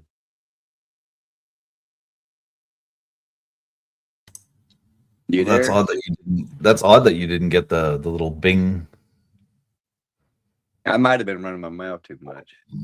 I'm over here. I got halfwit over here talking about vacuum and space is not a vacuum. It's only near a black hole or some shit who said there, and that's ridiculous. And that whole shit you talking about gravity bending the laser around the globe, that's ridiculous, dude. You can't bend a laser around the globe because of the fucking curve of the Earth. No, it's not bending around the curve of the Earth. Their own literature tells you this. Their What? science is that's just like radar is line of sight, man. If you put a mountain in front of a fucking radar, it don't work. So if it had to go around a fucking globe, it wouldn't work. What do you It's that mean simple, radar? man. What do you And what do you radar? What do you mean? In what sense, Dennis? I'm thinking radar as in you're in radar, the ground, it spins around and it takes like basically like no, a 3D radar. picture Let around me it. explain to you. Let me explain to you how it works. Radar and lasers are line of sight devices. Okay. And I can prove that to you too. If you got you a laser pointer, if what you're in is true, you could point a laser at something and it would bend in your sight. And that does not happen. It goes in a perfectly fucking straight line. Okay. And going 8 miles away, it's not going to bend down because of fucking gravity, dude. If that were the case, nothing would be able to leave the fucking Earth. Nothing would be able to fly. A butterfly couldn't take off. Gravity is strong enough to bend a laser. A butterfly couldn't fly. Well, what they've And what found is that a laser does bend a little bit. It doesn't bend enough to go like around the curve of the Earth. It doesn't have that much of a curve. It does have a slight bend to it, but nothing that could go around the Earth. not from the planet, it don't. Not from the planet, it don't, sir. The light that they're talking about that gets bent is from a massive black hole in outer space. And this is their shit. This ain't shit I'm saying. Ain't nothing I made up. I'm just quoting mimicking their bullshit back to you. They're talking about stars being behind the black hole, not directly behind it, but like, several light years past it. And the gravity well from the black hole bends that light enough to where way, way away we can detect it. And we're talking a minuscule amount even then by the relativity stakes, because the distances are massive. We had a debate about that last time, about how many trillions and trillions of actual miles it is that we're talking about. And then it's like the whole thing, you still, my strongest argument that you keep wanting to go to the South Pole thing, right? Explain the North Star, bud. How come all of the other fucking stars make a circle around the North Star? And we're supposedly spinning at 1,000 miles an hour, going around the sun at like 16,000 miles an hour, because it takes us a year to make the whole transit to get around it, but we're still traveling a massive distance. You can look it up in science and find out what the radius is on that distance around the sun, supposedly. And we're also traveling through the universe. Our whole solar system is supposedly chasing the sun. All of them spinning and spinning and spinning. It's like Earth and Neptune and all of them spinning around, chasing the sun through the galaxy at like 450,000 miles an hour. This is their numbers too. I'm not making this shit up. And that's all bullshit, dude. The And North then the Star fact that, does like I not. said, The North Star does not move because it aligns almost perfectly with Earth's axis of rotation. As our planet spins, the again, rest I of the can sky smack. might appear to rotate Stop. around I can the smack stationary that pole. sideways. I can smack that sideways. So what you're saying is that the North Star stays with our axis, and yet we're on a tilted axis. It changes our season. It's like a 23-degree tilt, and it's spinning every day on that 23-degree tilt. That's the reason we have supposedly, seasons. Yeah, because a certain period, the summertime, the Earth is closer to the sun. The wintertime, the Earth is farther away from the sun. But for some reason, the North Star stays with our axis, which changes, you just said, depending on the time of the year. In other words, you're pointing at the North Star. We're spinning. It's in line with our axis, which I don't think it is at all, but it doesn't move. But all the other stars move, right? And so do all the other planets, right? And the sun, we see it move all the time, but supposedly that's because we're moving. But we're moving, but the North Star's not. It's riding whatever we pointing our axis at. That's where the fucking North Star is staying at. So it's moving really fucking fast. Because it's, what'd you say, 2.3 or 3.4 light years the fuck away? Right. And the fact that you can't grip what I'm putting down there, that says it all, my man. Because that's point blank bullshit right there. That makes zero sense. All the other stars spin around in a circle, but that one just stays perfectly in the center. Doesn't move a little out or nothing. No matter what the tilt is, what time of year it is, none of that shit matters. It stays perfectly in line with our axis. You don't find that a little odd? No. Given that the axis being what it is, we're spinning 1,000 miles an hour, but our axis is moving all the way around the fucking sun. Don't change just a little bit. That's because it's not moving, and neither the fuck are we.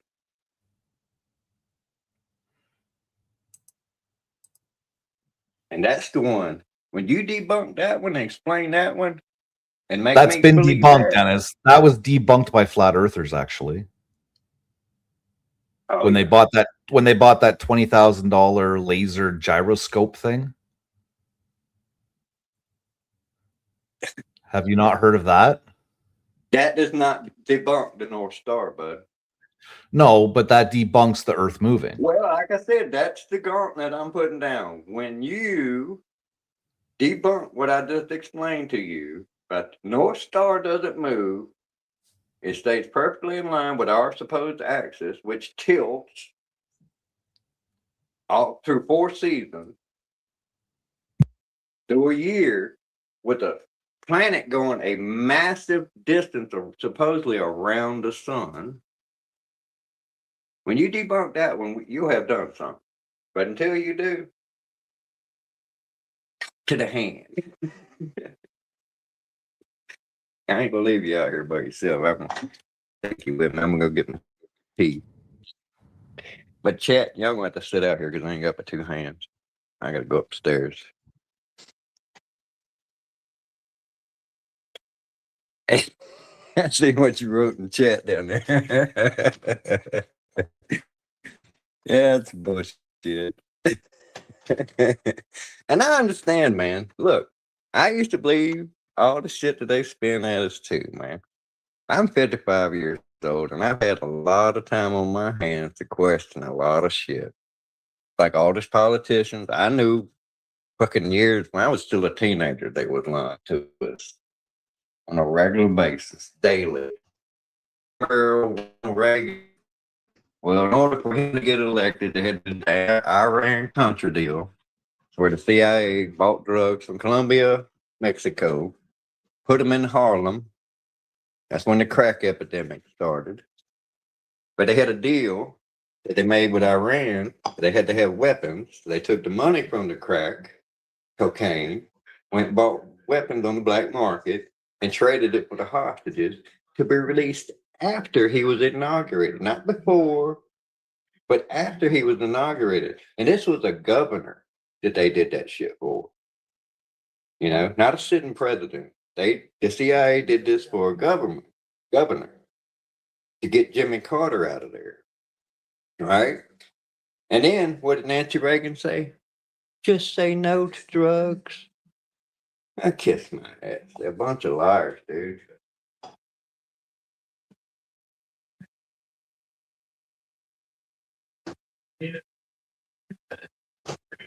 Like saying old Trudeau was telling the truth to y'all. Do you believe Trudeau? Let's About see, what? we got all kinds of. I don't know. Trudeau's like really irrelevant in my world. Okay. Wait a minute. Damn it. I'm forgetting how to use this shit. There it is. Boop.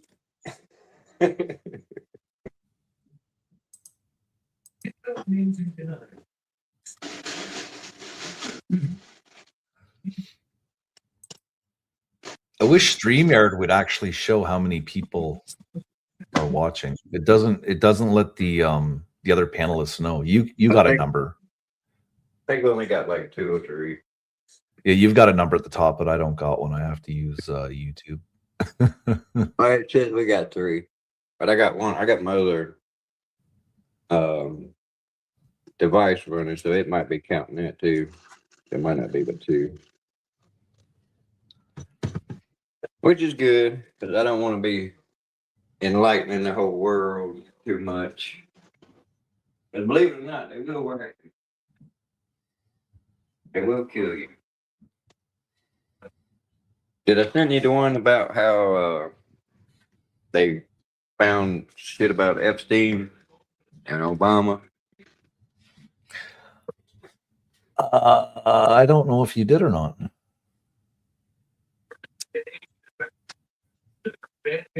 They're too late for pie, man. It's never too late. You want to take that pie to tomorrow? I got Yeah. I got Boston cream donuts upstairs. Yeah. I'm gonna have to get me like an oatmeal pie. Something. Yeah, man. See, like you're messing with a stone cold sober Dennis Bigfoot tonight. I ain't inebriated at all. So that's why you got your hands full and you ain't pulling on that hoodoo Google bullshit on me tonight. No, that's because I've been outside pretty much most of the night smoking. So I Yeah. can't do the whole. If I do go over and like do another window and start using it, then I don't know. 20, 30 seconds later, I drop off the panel automatically. It drops me. Yeah, it was like that's what my cousin does when he tries to play me in chess. It gets me blistered, and I mean freaking blistered.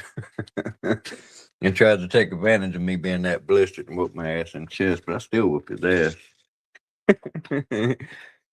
It's been years and years since we played. But I got a wicked ass chess game. I never learned how to play chess.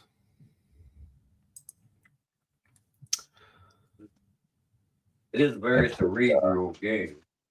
I used to play card games all the time. Card games and Crokinole, I think it's called. Do you ever, you know what Crokinole is? You broke up there a little bit. What'd you say? I played like card games and I played Crokinole, I think it's called. Have you ever heard of that? It's like a board and then there's like a center's drilled out and you got these little things that you flick, little pucks. And you're supposed to hit your opponent, whoever gets closest to the center. Dart? No, it's called like, hold on, I'll find a video and I can send a video over. Hold on a second here. I've actually made games, man. You know how what's the name of that game? Command and Conquer. Yeah. When I was locked up, that was before that game came out. I'm pretty sure. I made that game on paper. Same concept, principle, how you go mine resources, sell the resources, buy equipment, buy men, all this shit, and go to war with somebody else. We had a board made out of a piece of cardboard, and we'd put glue paper on top of it and draw the scenery, jungle, water, all that shit. And then we'd take the staples out of a matchbook, and we'd melt a little piece of a damn coffee stirrer and put that on each little pen. So we made our own little pen, and you had to take a little piece of paper and write a code on it, just a little bitty piece of paper, teeny tiny little piece. And you had to have the corresponding code on the paper written down somewhere. So, I could call bullshit. I'd have to be able to look at your paper and see that you already had it written there. But you had to keep track of your rounds, the damage your vehicles and people were taking, and everything moved at different rates. So you had to use we used notebook paper. It's like one line is like a quarter of a mile or something like that. So like 4 lines would be a mile. And we did it on a turn base. We used Thaco to hit Armor Class 0. I took that from like Dungeons and Dragons, but everything else I made up. And you had helicopters, jets, missiles, machine guns, different types of troops, all that shit. Had 11 pages, handwritten rules. It was a fun game. I got pissed off. I was playing a guy. He didn't quite understand it. He said he had all his troops on 1C-130. And I said, man, it's got a cargo limit. It's on page 8 or some shit like that. And he said he had 2,000 dudes inside of a C-130. I got mad as hell, just like ready to rip that shit up, ready to kick his ass. It was crazy. Then I made a game. It was actually kind of fun. I got in trouble for that one. Or you take a match when you take the foil out of a cigarette pack, right? And you cut the match down to where it's like 1/4 of an inch long, maybe 3/8 at the most. And you take that foil and wrap it around the match head real tight, and you twist it up real tight. And then you hold another match underneath that and light it, and it'll shoot.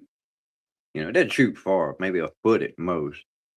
But anyway, you'd build you like little rocket launchers over here, and you'd have your little rocket launchers over there. And we'd make circles in the sand, and each circle would represent 200 troops, 50 troops, or whatever.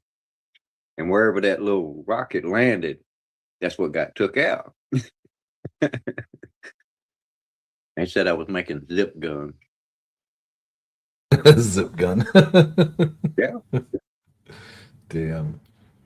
They gave me a year of maximum custody for that shit.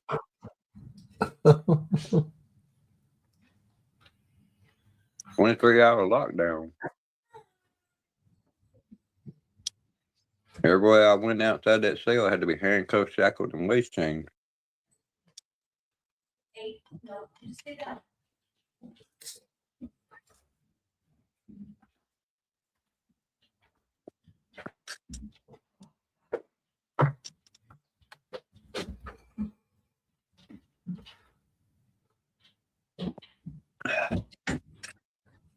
Oh man, how long we been here anyway?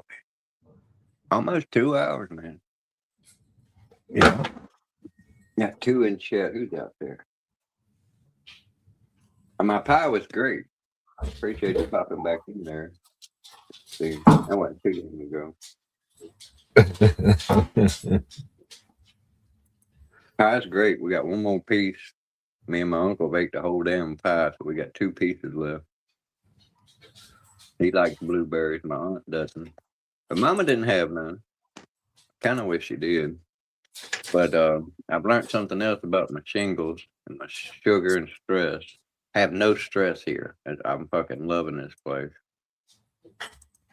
The only time I've left here, I've left one time we went to Walmart and where the fuck else? Oh, we went and got these new phones the other day. I think that was like Monday. Up until then, I hadn't left anywhere but go back to the beach and do 2 more loads in my truck. And we went to storage. Other than that, I've been here the whole time. Ain't went nowhere. And I love it. He's got a fucking awesome place. He's lived here over 40 years. They built this place. My aunt was telling me last night, back when they were building the place, they were going to move it closer to the woods over on the other side there. But they ran into some boulders. There's whole lots of large boulders and rocks of quartz. There's tons of quartz here. Yeah.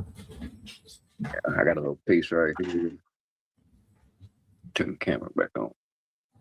Got a little piece of quartz there. I'm thinking about trying to make something out of it. I ain't never worked with rock though. I ain't got no towel saw no more. I do have a grinder.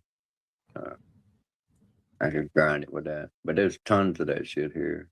I've actually found some Indian artifacts here too. We're not far from where Cornwallis ran after the Battle of Guilford back in the Revolutionary War. Yeah. Cool. I'm one of the first things I'm gonna acquire when I get me a substantial amount of money from a job or whatever is gonna be a better metal detector.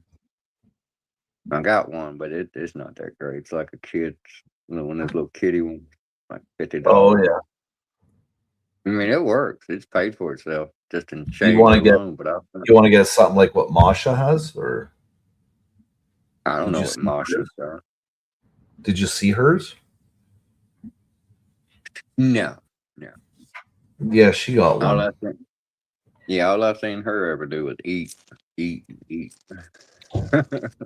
No, her husband bought her one for when they go up to the cottage or something like that. I haven't even seen her around in forever. I used to see her every once in a while. No, I was in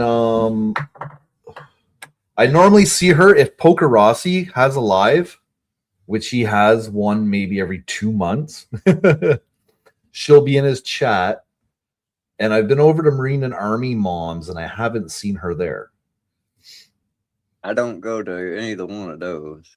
I think I have, like the last place I seen her, I think I might have seen her at like Corner Clubhouse. Or, I don't know if she goes to A-Frames or not. I was at A-Frames tonight. I cut way back on my YouTube too. You probably noticed that. Yeah, I was at A-Frames earlier too. Her and her husband were at a cabin, is it, or a tent? No, it's a campsite. It's at a campsite. They got their camper there. Yeah, that's what it was. They had matching shirts on, A-frame shirt. Yeah. Sitting there talking stuff. But yeah. But you know how I am, man. She jumped my ass and made me look like something I wasn't. And then she tried to get in my ass for not defending her against you. And everybody fucking knows you're my best friend on fucking YouTube. And even I did not get involved in slamming her, talking shit about her or nothing. Yeah, but Not see, me. I could have easily messaged her like on Facebook and talked to her about it. Coulda, coulda woulda, easy- shoulda, I but could didn't have have a fucking easily thing. done that. But look at how my channel was at the time. I was like Yeah, drama but central, what- right? So it made sense to turn it into drama. What did I do to deserve to get the backhand treatment that I got? Nothing. just for being my Her, friend. her You know? being your friend, and what she said was not defending her. Yeah. And that's my fucking job. She wanted to fucking throw a weight around. She got on her high horse, you know. Well, she used to have behind the scenes phone calls with people and shit like that too. And She talked invited about me to do that. She invited me to do that shit. I don't play that shit. Me and you will talk off of fucking YouTube, but we're tight. You know what I mean? Yeah, I but we trust really you don't. to know Yeah, that. but when we talk, we don't really talk about YouTube. You know, No, we we talk don't about talk our life. about people. Yeah, and we don't I talk about people. mean, We talk about what's we going on in our might, life. we might speak of people, but we're not like spreading rumors and Cutting them running down and people shit like down that. and shit. No, Yeah, we save that for when we're on my channel. yeah, that's fucking content. But the reason I didn't do it when she offered it to me, because she kept asking me, was I on Facebook or that and all that, that and the other, and I said, no, I hate Facebook. She kept trying to get me to connect to her on Facebook, and I figured it was just like, she's trying to build up her Facebook following. But even still, it's like she said she had something she wanted to say to me or something like that. I'm like, well, you can say it right here. Right. And, No, you gotta say it in yeah. private. Gotta say it in private, right? Yeah, and that private shit, that's like talking behind backs and shit, and that would have probably could have possibly drove a wedge between me and you or somebody else. I mean, I came in there, I defended Hannah, John Paul, and Terry Charms, and said Yeah. that they were there, but they didn't know what the fuck was going on. John Paul was actually talking to Marsha on the screen, not knowing that it was a restream of a chat or some shit that she had done. He was trying to talk to her like she was the one on up there. And so was fucking Hannah, and so was fucking Terry Charms. And I had just woke up. I dozed off. Shit got so boring to me, I dozed off. And I woke up and I was like, when did we go to fucking Marsha's channel? Because I thought it's a little bit of too, like she was on, it was her channel. That's what it looked like. That was back when I was new to the YouTube shit a little bit. I didn't know it was somebody had put it up. And then I seen it was that Diamond chick. I was like, oh, hell, here we go with some drama shit. And I didn't get involved. Didn't say nothing about nobody. I told no fucking second parties, nothing. And even when you was discussing it on your channel and shit, the only thing I said was, look, I'm not getting involved in it because she don't want me getting involved in it. Because if I did, I could put some negativity to it just on her mannerisms with the little side chats, private chats and shit. That's not kosher to me. That seems kind of sneaky. But I didn't do none of that shit. And then I come Well, I back don't. in the next day and she done stripped my ranch and was saying it was because I didn't defend her. That was her only defense on doing that, and then told me butthurt over it. Only reason I got so-called butthurt over it is because it made me look guilty of something, guilty of participating in drama. And she sits there and swears up and down she don't do drama when all of that shit right there was exactly fucking drama. Yeah, yeah. 'cause Well, she if went you're gonna talk, yeah, but if you talk about somebody on YouTube, okay, or that's any drama. social media, if you talk about somebody behind their back, it will eventually cause drama. End of story. Something I'm will a be straight said, one. something will come out, and it will cause drama.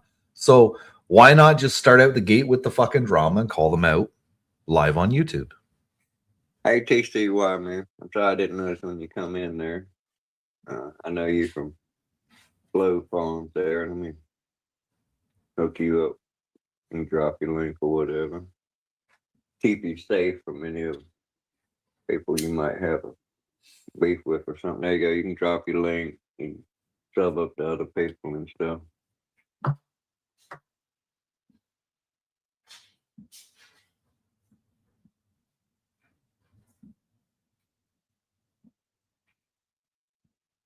You have There to goes, when drama presents itself, you got to flow with it. You really do. You got to flow with it. I don't do it. You know that, man. No, but I mean, like, Maybe. if somebody comes in here and tries to start some drama and busting balls and whatnot, we're gonna harass them before anybody ends up banning them or kicking them. You know, so Yeah, you know me. I don't. Hassel's not even blocked here. I don't think.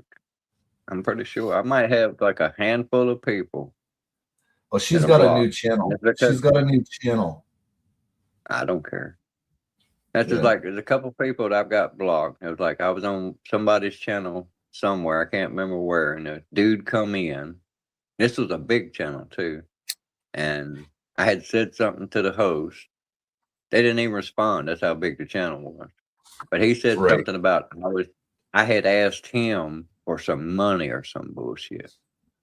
You know, he was throwing shade on me, telling lies. So I blocked him. So Yeah. he's blocked on my channel. I can't see him.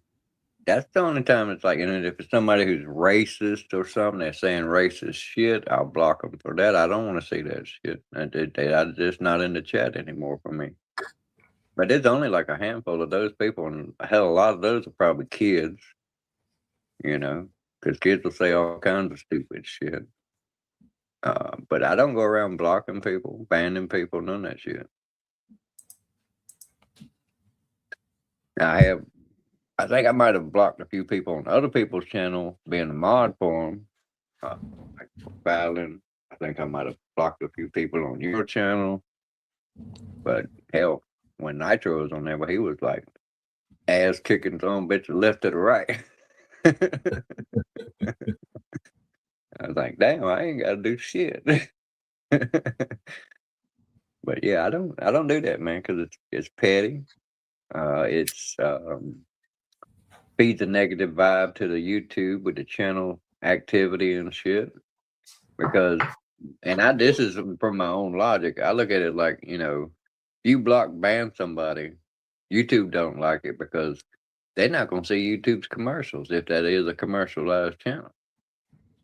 So YouTube don't like that. And it's like YouTube don't give a shit if it's a like or dislike. It's the same Oh, thing. if you're blocked, no, if you're blocked or banned, you can still watch their stream.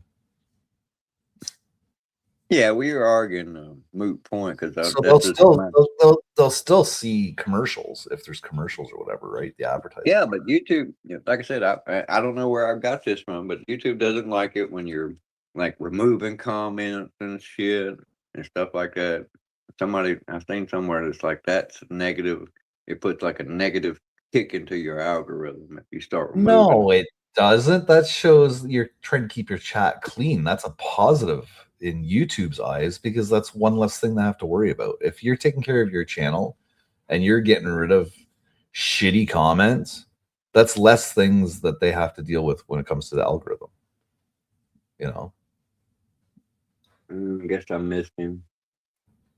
But that TYC channel, that's somebody I met over at Flow Farm. She's got a good vibe, man. If you don't know her, you ought to step up to her. She does a lot of she's got like 20, 30 freaking cats.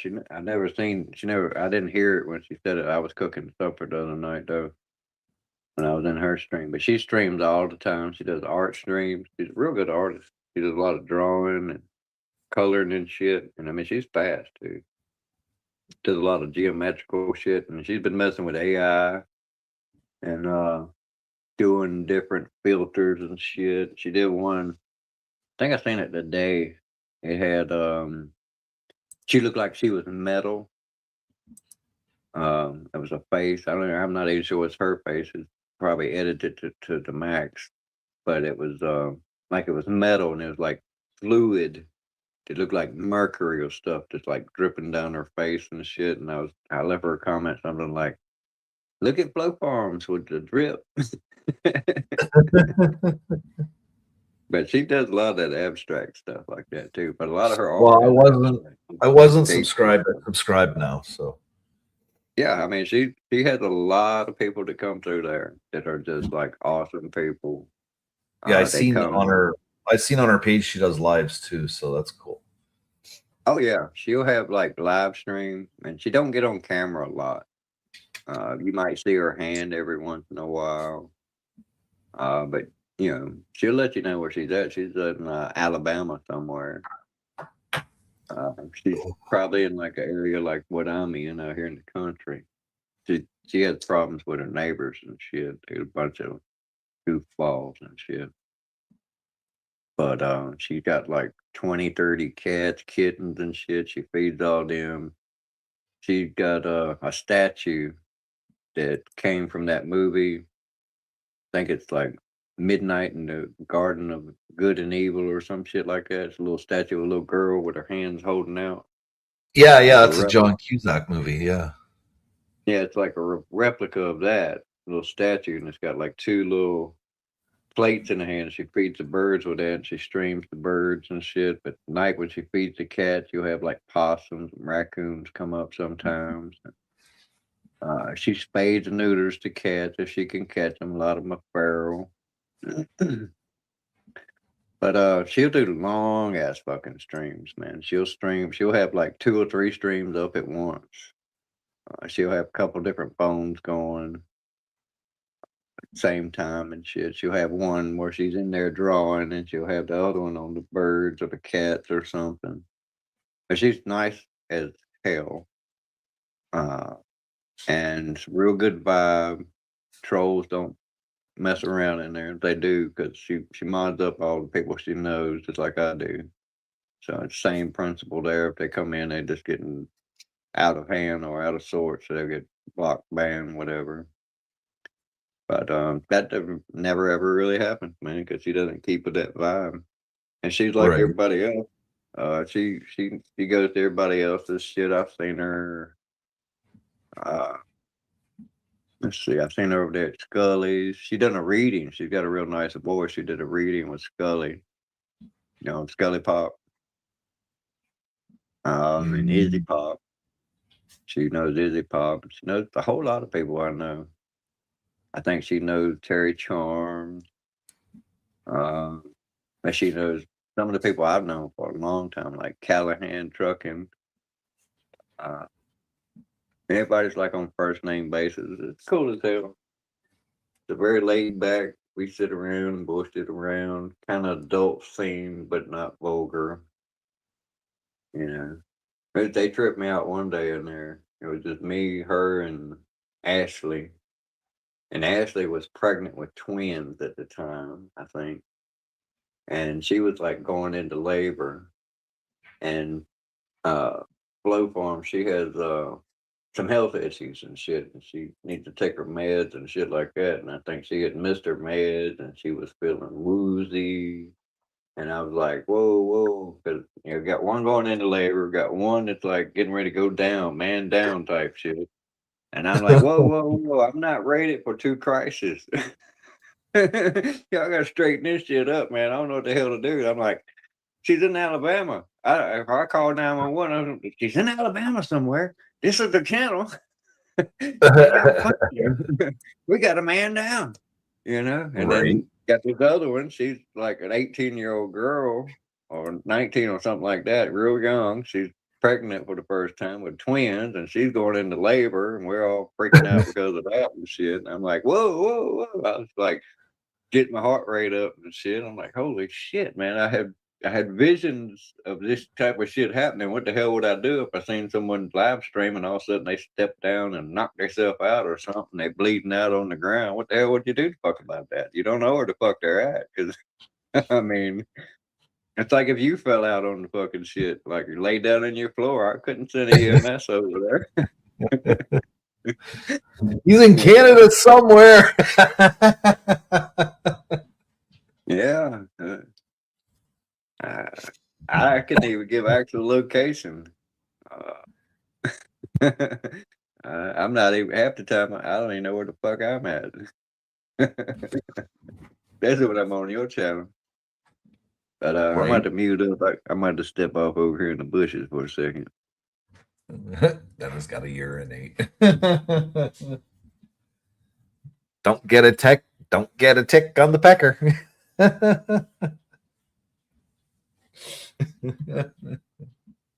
That would suck. You wake up next day, you got a fucking tick on your pecker. That would just fucking suck.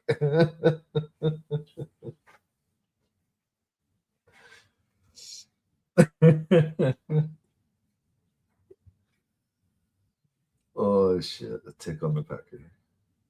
The things I fucking come up with.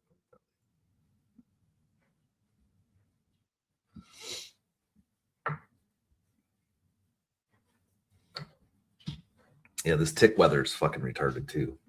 There's so many ticks out there.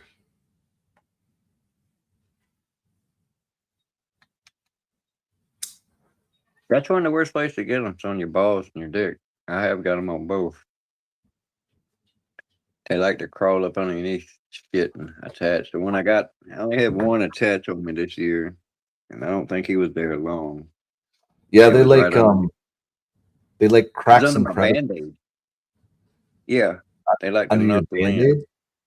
Yeah, it was right under the fucking edge of my Band-Aid. And I had that badass cut on my ankle. I had a massive fucking Band-Aid because the cut was like 1.5 inches long. So I had one of the big Band-Aids on there. Well, it would be considered a crevice, right? Yeah, it was right under the very edge of it. Yeah, the one guy at work, he had one right behind his ear, right where your ear connects to your skull. Yeah, I constantly check whenever I go outside. I constantly check behind my ears and my hair. I'm thinking about getting a fucking haircut.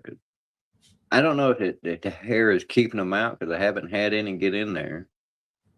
But I've had 8 get on me in less than 2 weeks. Yeah, but you're out in the country now, right? Yeah, well, I had one.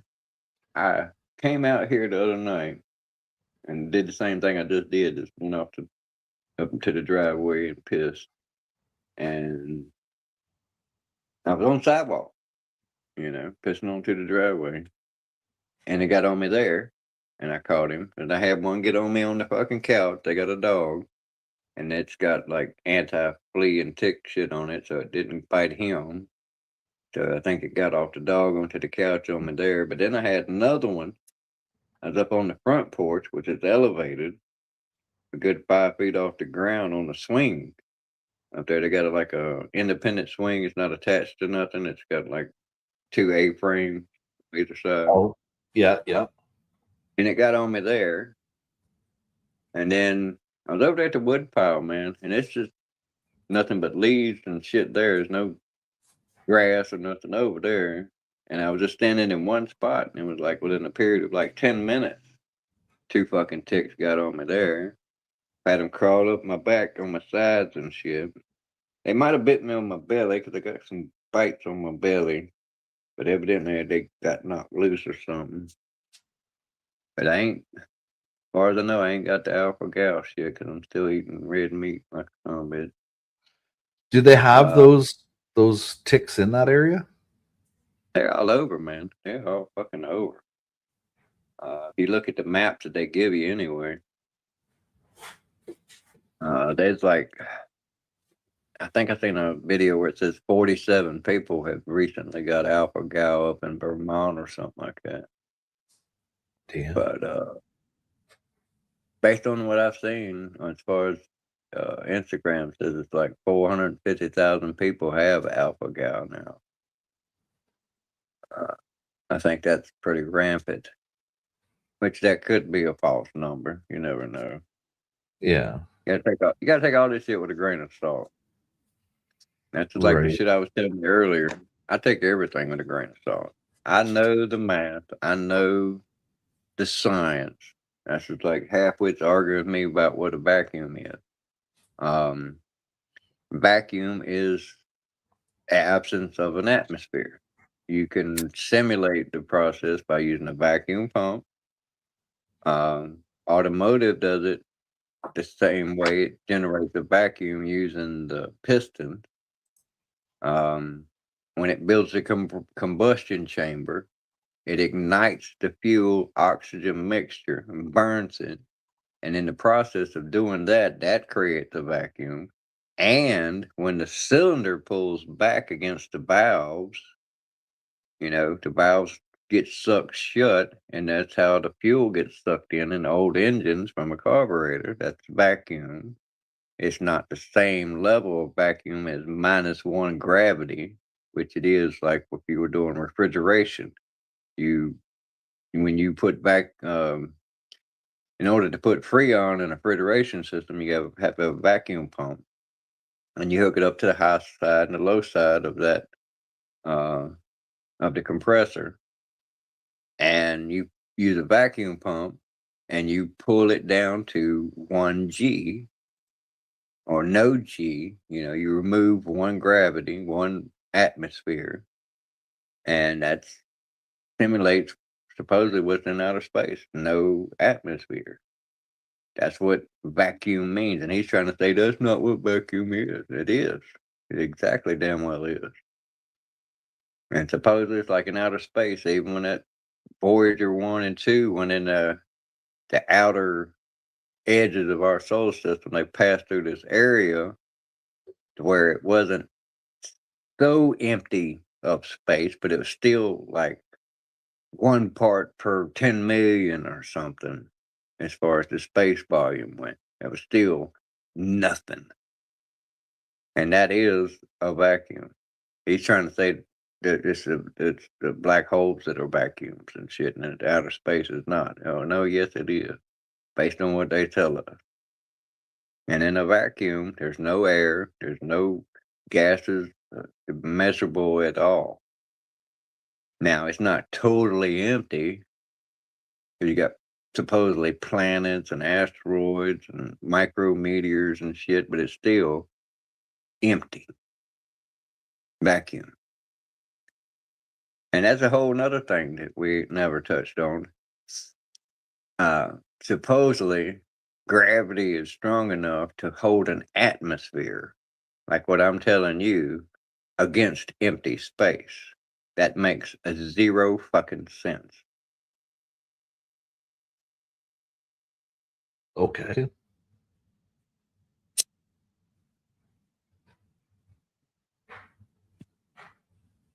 We're underneath something. In ancient times, they called it the firmament. In the Bible, it's called the firmament. And it's a barrier that separates the waters from above from the waters below. And that the whole biblical shit pays into attention to that, because all these pictures you seeing on the TV and stuff from the Hubble and shit, those are computer generated images. If you look at these objects in outer space, like stars and shit, through a telescope, because I have one, they look like blobs of reflecting light. It looks like it's coming through fucking water, man.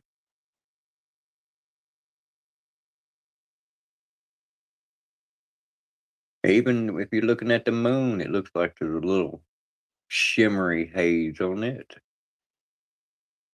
Yeah. Kind of looks like it's underwater. Or that you're looking at water between you and it or something. It appears clear at times, but not always. And that could be from atmospheric refraction and all that bullshit. But to say there's no barrier between us and the air, I mean, in outer space, and we got an atmosphere and all this air, and that gravity is enough to stop that from sucking off into this massive fucking vacuum. Now, y'all don't understand what a vacuum is. If you think that shit makes sense, I'm telling you, if you were to expose your flesh to a tube that is under vacuum, it would suck your fucking blood right out. It would hurt like hell. It'd be like Dracula times 1,000 sucking on your ass instantly. Then there's all kinds of other shit, man. That shit don't make sense. You gonna tell me they got enough battery power to heat that fucking spaceship in a fucking air vacuumless space that's 350 degrees below zero? Now I know you know what cold is. You probably experienced 30 below, 40 below. 40 below, yeah. We're talking about the temperature of fucking dry ice. 300 fucking degrees below fucking zero. You touch that, it will burn you. That fucking cold. And yet they're in a fucking little thin tin can up there. They got electric heaters at best. You gonna tell me electric heaters can keep 300 fucking below at bay? I don't fucking think so.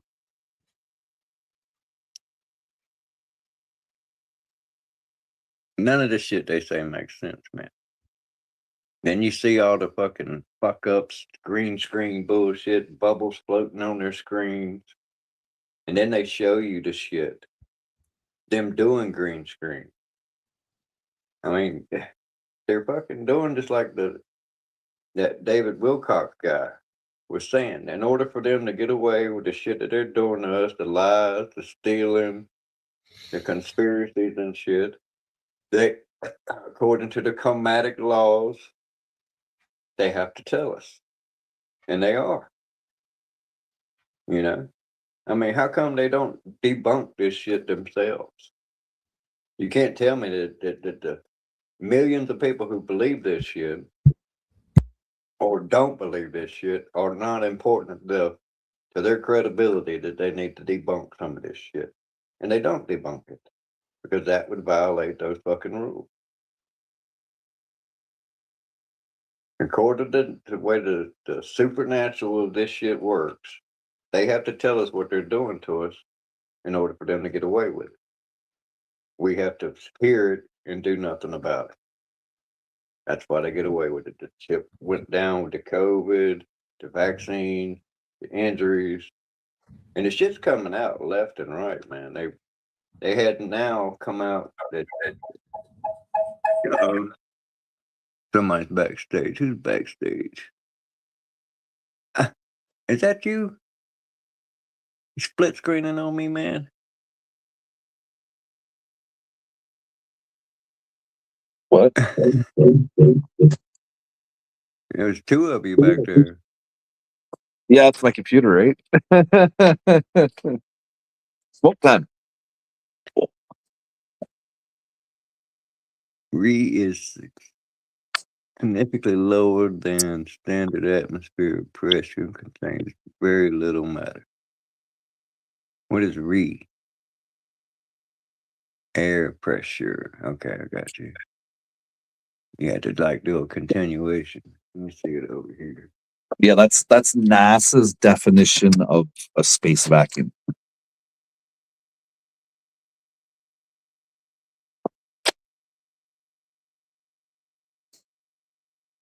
Yeah, but what they're saying is that, I mean, if you, supposedly without an atmosphere around you and you were exposed to outer space, literally, you would freeze instantly. There would be a battle between you freezing solid at 300 degrees below zero and your blood boiling out of your veins. So what didn't boil out of your veins, your eyes, your mouth, all of these holes you have in your body, your pores, the shit would come out of all of that shit. Plus, in order for you to stay what you are,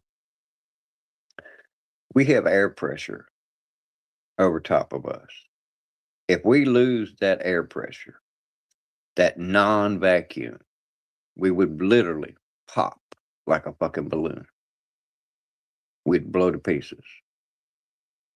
The air pressure of all the air that is above us is pressing down on us. Same way if you went down in the ocean, get down to the bottom of the ocean, it would crush you because all the weight of the water that is fucking above you. And this is just pure science. So, like I said, I'm not sold on gravity. That whole shit with gravity don't make sense, man. As they depict it in their science, massive objects would attract other massive objects. The denser something is, like if you had, say, two fucking balls the size of, say, I don't know, a football stadium, they have separated by just a little bit of space. According to what they're saying, with the physics of gravity, they would pull together like magnets. You know, Yeah, I know you've heard the jokes. That bitch is so fat she has her own gravitational field. Yeah, but how would they pull to each other if they're not magnetic? Magnetic is the only way I know According to for what they say, a massive object, a massive dense object creates its own field of gravity. Okay, and in the same token, staying in that theme, if what they saying gravity is what it is, you could take two different sized balls, one massive, made out of steel, and another one not as massive, say one the size of a beach ball, and then you got one the size of a baseball, but they both made out of steel. That bigger one would move faster towards the earth than the little one. But they've proven in a vacuum that doesn't happen. If you put a bowling ball and a feather inside of a vacuum with no air resistance, they fall at the same speed. Free fall speed. That don't make sense based on that. Because I mean, if we're talking about a force that is so weak, a bumblebee and a butterfly can resist it and fly away based on their little rinky dink wings. and their weight. Again, their weight is what it is. Bird, they got big bird, would have a substantial weight that fly. Yeah. Yeah. Smoke floats the fuck away. You know? Why ain't it pulling down to the ground? Because the heat. The heat from the smoke is enough to resist gravity. Because even though you see it as smoke and it's non-corporeal, it is corporeal. It's just on a microscopic level. And if gravity is what they say it is, it should go to the ground. But no, heat is enough for it to float away. Clouds are Is there heat? suspended in the air. Is there heat to smoke though? Mm-hmm. Or not heat? Weight. It's Is there weight to smoke? on Like a does smoke actually have a weight? On a molecular level, yes, it is. Anything that has a physical substance has a weight. It might be minuscule beyond our measures ability to measure it. It's like clouds and rain, you know. And you could say, well, if rain is in gas form. True, but it comes down as rain eventually. That's the reason sometimes the drops are big, sometimes they're teeny tiny. Them little teeny tiny ones fall too, eventually, but they're suspended in the cloud based on what? I don't Make know. that make sense. I have no Yeah, idea how clouds and yeah. atmospheres work. We have finally reached a common ground. I don't know what's holding them up either, but it ain't making sense based on their gravity. Because clouds, there's something there. I mean, we know it's water vapor in it, but they're not totally water fucking vapor. There's smoke in it, particles, particulates, microscopic shit. This is like when they spray chemtrail. That shit eventually hits the ground. Eventually. But if gravity was this so-called constant force that's good enough, strong enough to hold oxygen from a fucking vacuum, which is, for lack of a better word, it's hell of a sucking feeling. you know, shit's not making math, not mathing, bud. Math is not mathing. That's like I was talking about the line of sight shit with radar. Radar gets blocked by mountains. That's correct. Yes, it does. Yeah. Right. It's That's what we line were of talking about. You never explained more. You were supposed to explain a little more, and then you didn't. Okay, well, I'll get back to it. Had ran back to it right here. It's line of sight, just like Right. light, Yeah. like light shining on shit. If a laser was being bent by the Earth's gravity, flashlights would bend. Radar is not physical. It's a wave of Yeah. energy. Yeah. Right? Yeah. So gravity is not going to fuck with that wave. It's not a physical essence for it to fuck with. Right. And it's line of sight, just like, all right, picture it like a gun that has a cone that shoots like a shotgun all over its field of vision, right? It goes out, hits something, then it bounces back. If it doesn't hit anything, guess what it does? It based on where it fucking come from. And wherever you point it, it's like that whole dome could be enough where it points up at the sky, it points off in the distance, but if it encounters a mountain or a car or an airplane or a bird, a reflective material, some shit it passes through. Some shit don't show up on radar. Like a balloon probably wouldn't show up on radar. It'd have to be like a metal balloon in order for Yeah. it to bounce back. Right. And even when it bounces back, it gives a dispersed signal because it has bounced off of that object. But according to the shape of the object, if it was hitting a flat wall, yeah, it would come straight back. But if it's like a round object, it's going to reflect roundly. So it'll be, if it was a flat object, it'll be a perfect signal come back. If it's round, it'll come back less. Because some of it's going to shoot off in outer space, something's going to shoot towards the ground because it's reflecting off the shape of it. Well, Right. wouldn't a radar work the same way if say you're in your house and you have the lights turned off and you have a flashlight and you turn the flashlight on and then off? Isn't that essentially what radar is? You're getting that image that you see right then and there. That's the image that's coming back, correct? Kind of, sort of, but that's like a visual But without receiver. detail. There's no detail though. There's no detail. What the difference is like visually, if like light going and hitting something, you shine a light on and you see it.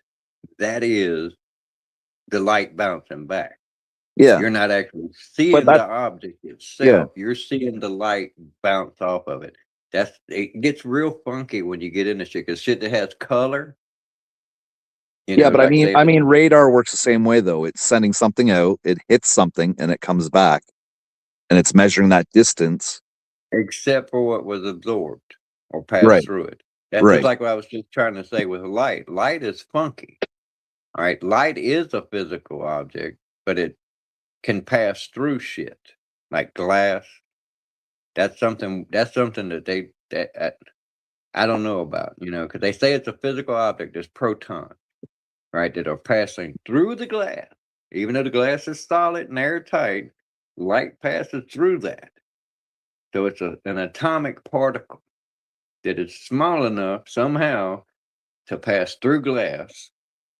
And it's like when you got different colors, like say a red car versus a blue car, that light hits that blue car, all of the wavelength except for blue is absorbed. Only blue bounces back at you. If it's a black car, only the black bounces back at you. All the other wavelengths of color is absorbed by that color, except for blue or black, whatever color it is. It's not fucking funky as hell. Mm. That's some wild shit. And the thing of it is, the light is not a color. It is just reflecting what the object's color is. It's some weird shit. Like I said, I know some deep shit in science, man, and like I said, the shit's not mathing. And lasers are the same way that the radar is. It's line of sight. Like if it hits that tree and comes back at me, I'm not gonna see what's on the other side of that tree because it bounced off that tree and came back. Same thing with radar. That tree would block the radar from showing me what's behind it. Right. Yeah. Now, what I'm saying a bit as far as gravity goes, it is not bending the laser or the light any amount that is detectable by eye or the machine. Same thing with radar. And it's not going to go down in the valley and come back out of the valley. If it goes in the valley, it's staying in the valley. You know what I'm saying? Now, in a straight line, it's the only way that shit travels when it goes away and coming back. Because the only way it can receive is what's coming back at it in that straight line. The shit that goes off in different directions because it's an odd shape. That's like the stealth bomber. You seen how it's got all those angles and shit? That's how they defeat the radar. Only the edges that are flat enough to make that signal come bouncing off of it straight back is what they're detecting. Now they got this chemicals and stuff they put on there, coatings, to absorb the radar. Like the color, when you shine light on something, only the color of that vehicle will come back. Say if it's brown, only the brown light is going to bounce back. All the other lights absorbed into the brown coating. You know, that's some funky shit, I know, but well, that's what they teach us anyway. So, like I said, I know my shit, dude. And radar and light is not bending around the globe. It's a line of sight shit. It's like a rail gun.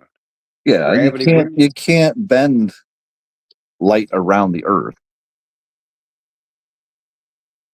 Right. And but that's what they're saying when they say their own their technology briefings and shit and the memos or whatever they send out or the literature. They say that this is based, even like helicopters and shit, all of this shit is based on a flat, non-rotating Earth. It's their own shit. I'm not telling them to say it. They're saying it. And like I said, they have to tell you the truth. If not, they're gonna reap the karma from that shit. Yeah, but who's saying that lasers bend around the earth though? You was. Because if, like I said, if that laser is not bending, that the science is not matching. They say they have a laser that's on a ship that can fire and hit a cruise missile traveling at sonic speeds now, 50 feet off the ocean, 100 fucking miles away. At 100 fucking miles away, that's, I think it's 666 feet of curvature that they have written out of the equation. That's a mile. That means it's a mile behind the supposed curve of the earth. And somehow it's coming and bending around the earth and hitting that shit that's on 100 miles away on the curve of the earth. And I'm telling you, man, we can see further than what you think you can. And those they Are have you sure? shown, Are you sure that's true about the whole laser and 50 feet off the water? yeah, And yeah. I'm not sure that like I've witnessed it, but I know physics enough to know that if they're saying they're firing a laser 100 fucking miles away and hitting an object 50 feet off the ocean, and that's going to be about the same height that the fucking boat is off the ocean. Actually, it'll probably be a little lower than 50 feet off the ocean. Because 50 feet is 5 fucking stories. Boats aren't 5 fucking stories sticking out of the water. Their top and their conicals and their masts and shit are, but where the platform of that shit might be 30 feet, maybe between 30 and 40 feet off the ocean. Then you take into account waves too, you know, and they're saying this laser is traveling 100 fucking miles away, which would put a mile of fucking curvature in the equation that they're ignoring. And the fucking laser is not bending them down a mile. who said that they have a laser that can do that? The Navy. The Navy said that. And it's and again, even if that is not true, they don't have that laser, but they saying they do. If they don't have that laser, radar would not function at that range. You wouldn't be able to detect something 100 miles away on radar, and they do it all the fucking time at every fucking airport.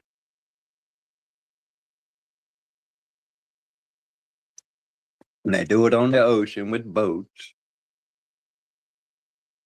That radar is not bending around the curvature of the Earth. If it got a boat 100 miles away, you would not be able to detect it with fucking radar because of the curvature of the Earth. And I guarantee you they can fucking see that fucking far away. Because otherwise, if that was the case, they could drop down to 50 feet off the ocean and pop right up on any fucking boat in the world. 100 miles away, they wouldn't be able to see it. See what I'm saying? At 100 miles, it's supposed to be a mile of curvature. That means that some bitch could be 50 feet off the ocean, 100 miles away, and they'd never fucking see it coming. War would be completely fucking different. And that's another else I wanted to show you too. You can go back into the war footages, World War II, and they got footages that show these fucking massive fucking boats miles fucking away. There ain't no fucking curvature in that picture. And they not up in the fucking air on the airplane filming it. They're on the deck of a fucking ship showing you another fucking ship miles the fuck away.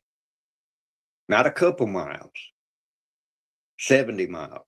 So that was the quote I heard the dude saying. This ship was fucking 70 miles the fuck away. I'm like, whoa, wait a minute. Where's your curvature? And like I said, man, I'm not the only one that knows and believes this shit. You know, that's just like I'm not the only one that believes in Jesus. You know who else believes in Jesus? The smartest dude in the world has a 176 IQ. There you go. No, 276 IQ.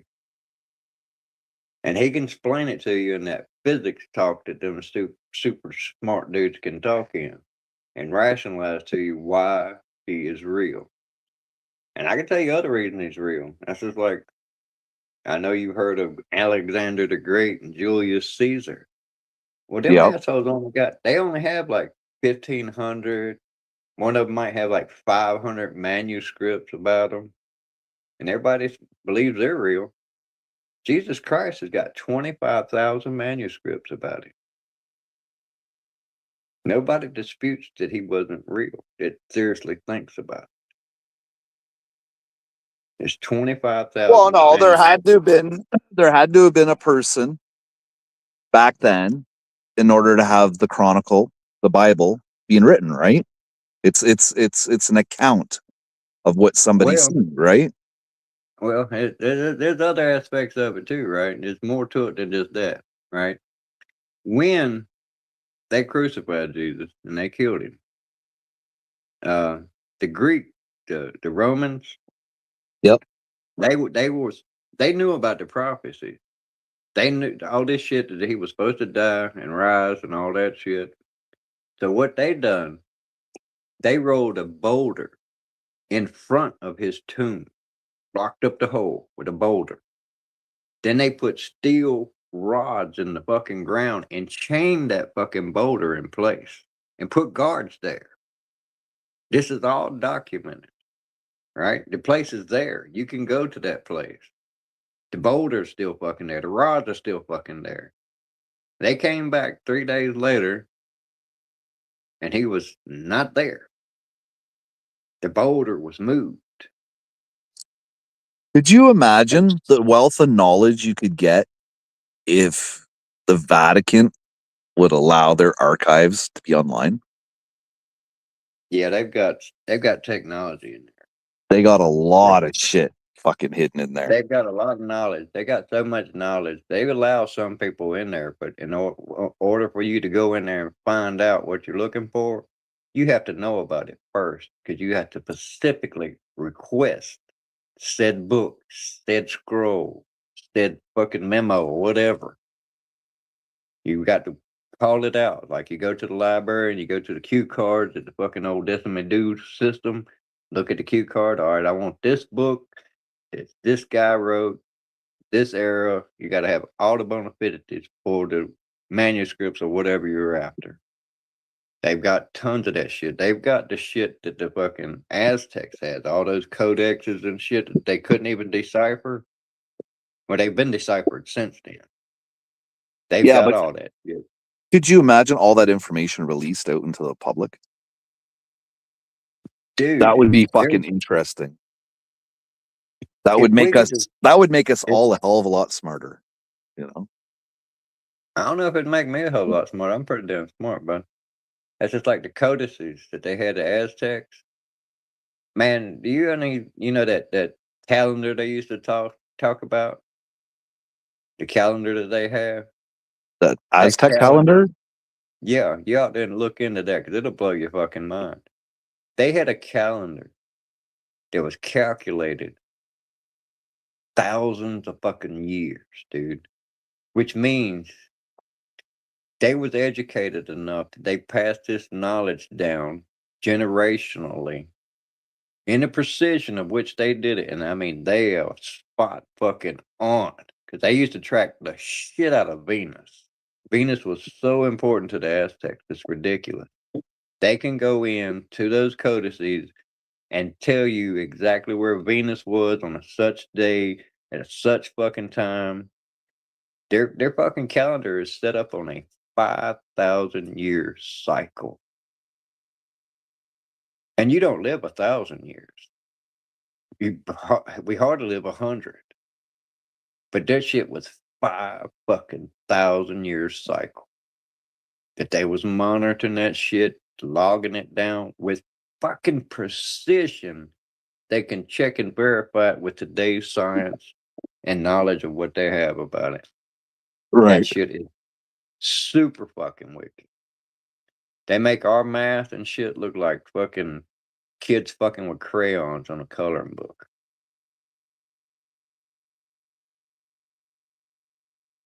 All their little symbolisms and shit, it is fucking deep, dude.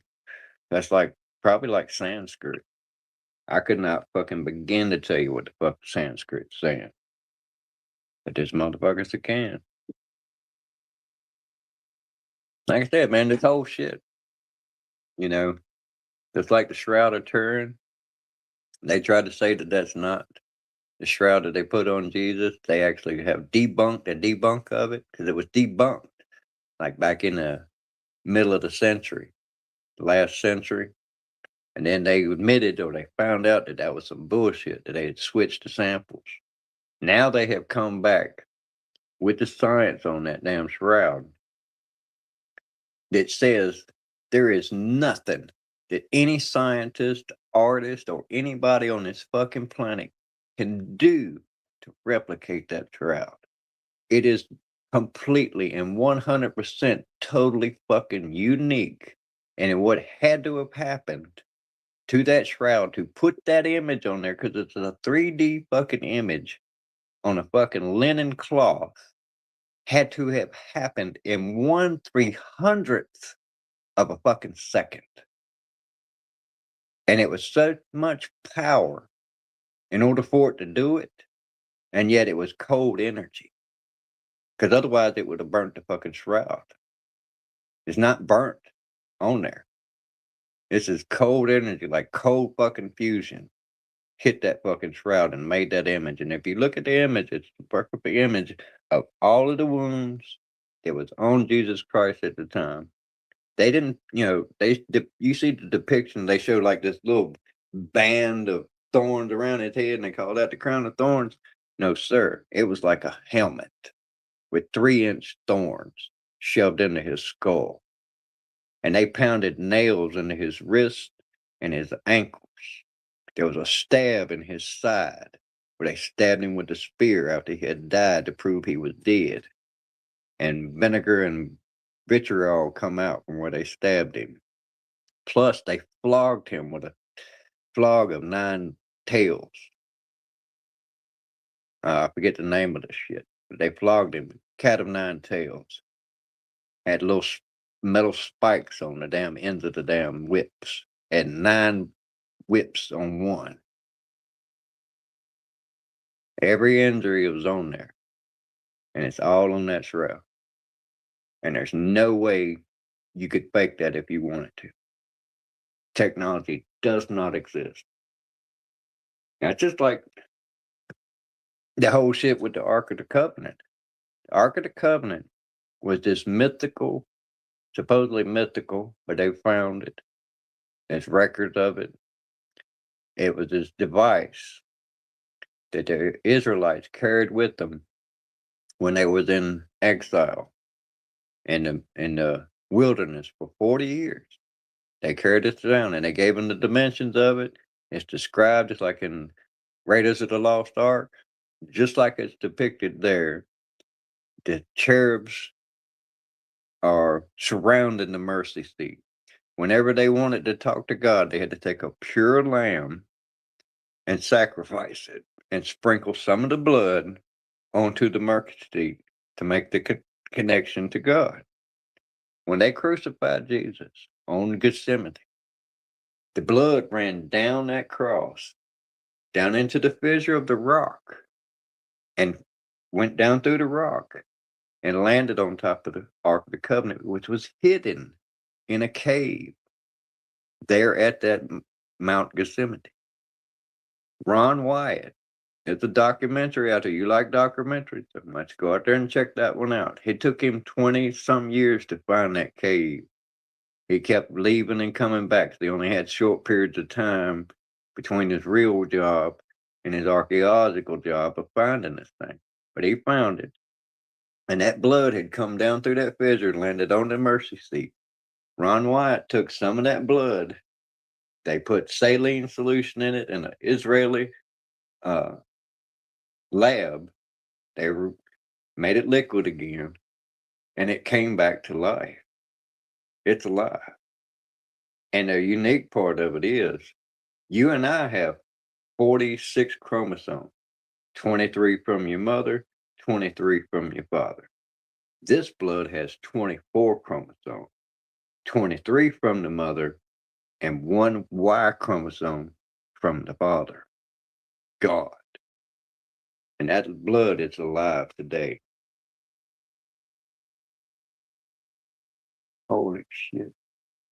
Whoa, what the fuck is that? Holy fuck. Hey man, check this shit out. Hang on. Is it a possum? No, it's a fucking, like one of those rhino beetles, dude. You see that? No, you're gonna have to blow your camera up. I don't know how to do that. If you click on your photo, it should have like 2 little arrows in the corner. You click the arrows and it'll put you full screen. So click on your photo I for did. your vid. It's showing me. It's showing me remove from stage, mute. No, on the on your screen, on your video. Click on your actual video. I did. And it's giving you that. There's no 2 little arrows up at the top corner of your screen now when you click on it. Huh. Wait, let's see if I can get it.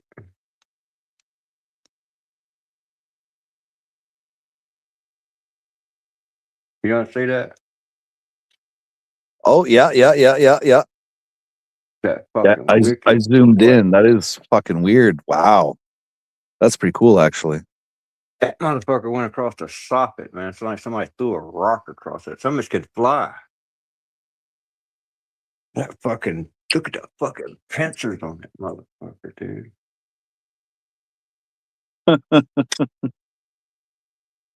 Holy shit. I'm 55 years old and I didn't know we had shit like that here. Hey, welcome to the jungle.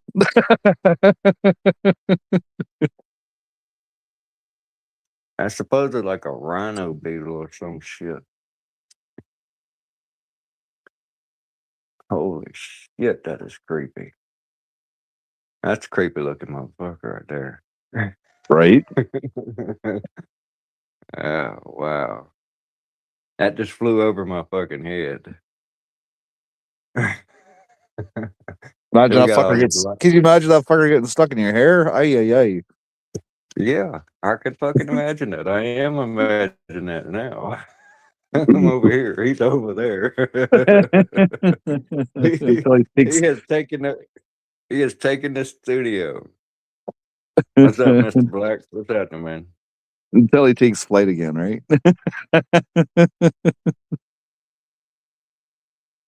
Well, I'm sitting there. He's up there. That is fucking crazy. We got them big ass fluorescent lights over here. I don't normally have them on out here. Normally it's just that one behind me back there. That's automatic light. It's creepy as shit out here, man. Like I can show you how dark it is. That's how dark it is. That's the tree canopy. Can actually see. We can actually see this compared to your old phone now. Yeah. That's the trucks and shit. I got a good video to make out of that one. Right there in the middle of that awning, the second rafter in, there's a little bird family there. It's got 3 little babies in it, and you can see them all real perfect and shit underneath it. And you can see the mamas when they go in there. They're getting ready to fledge pretty soon. But that is fucking wild. Oh, hell, he's gone. Where is he? Touch your head. Touch your head. No, he's still there. Yeah, if he didn't look so badass, man, I would try to catch him and put him in a jar. But that dude can fly. Well, just Imagine use a if cockroach. use a stick. Get him to climb onto a stick and then go put him in the lawn or on a tree or something. I ain't fucking with that son of a bitch, man. Come on, it's not like it's a snake. I would fuck with a snake because I can see and handle a snake. That dude is so small. People he flew in here, dude. He can fucking fly. Snakes can't fly. And the pinchers on that son of a bitch, if he got a hold of you, man, good lord. Fucking skeeters hurt. You can imagine what that son of a bitch can do? That son of a bitch is fucking 2.5 inches long, man. Hopefully, it's a tick eater. Big as you. Possums are big tick eaters. Yeah, I'm wondering what So the possum population's at, considering we have this big uptick in ticks. Right? They're the biggest predator of the ticks. So yeah, you got to wonder, did they catch alpha gal from it? no, When I they think eat the tick? I think they're totally immune to anything the tick has. Possibly, but alpha gal probably a patent disease. Now I'm kind of scared to go out there and take a piss. Yeah, you Well, can handle it. I You can heard handle a tick. One of those fuckers on your dick? Hell no. fuck no. I'd be screaming like a bitch. I got my fucking knife. He comes my way. I'm gonna fucking try to cut him. I got all these damn sticks around me too. I mean, if he wants to fight, he can get one. As long as he stays on that screen, he's good. Oh shit, my shit's got the auto rotation shit. I just seen that. Look at Yep. that. I didn't know I had that. That's wild. I gotta get better with this shit though, man. I gotta get better with it so I can create some better content. But I done talked up a little break I must take. So I got to wait a minute. I'm gonna let you look at him. He ain't gonna listen to me.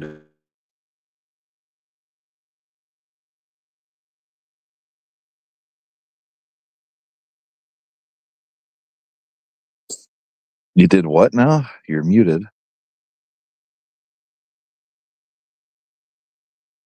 Oh, maybe you're taking a bush break.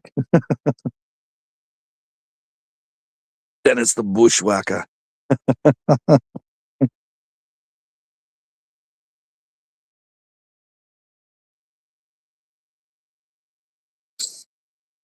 So who's all here? Mr. Black, 20 minutes ago. Can't tell who's all here on my phone. I'm back. Yeah, I had to take a bush break.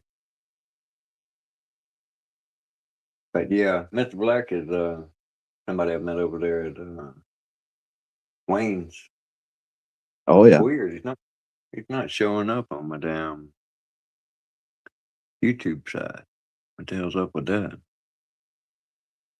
It's not showing up on the StreamYard for you? Yeah, he's showing up on ScreenYard, but he's not on the YouTube side because it's 12:02 there. It's 12:47 on StreamYard. It's weird. He's probably gone anyway. Yeah, it was like 20 minutes ago. Yeah, we get the rattling on. I'm terrible at that. It'd be even worse if I was stoned. That's my problem right now. My problem is fucking rhino fucking beetle over here, dude. That's not something you can get real quick. I have to make sure when I go in and out, I shut that door. I'm gonna put in my sweep on. That's some more. I always keep remnants from jobs and shit. So I got 2 little plastic storm door sweeps. Yeah. Put on the storm door. But man, they got some wicked critters out here. There's fucking millipedes. Either millipedes or centipedes, but they're like as big as round as a fucking pencil, and about fucking 3 inches long. I'm gonna switch back. I'm gonna be down in the back there. Switch to the other one. All right. Wow. Hours.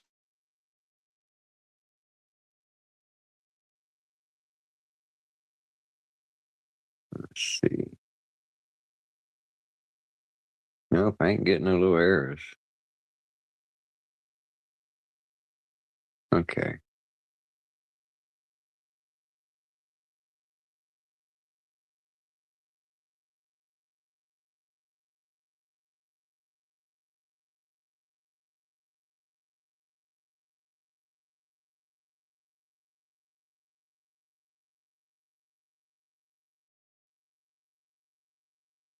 I guess it's just a different thing going on here. I see the little error things now.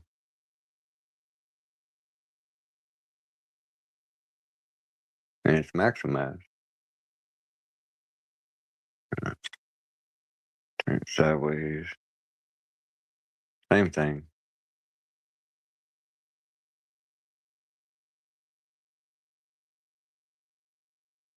I think that light pissed old boy off.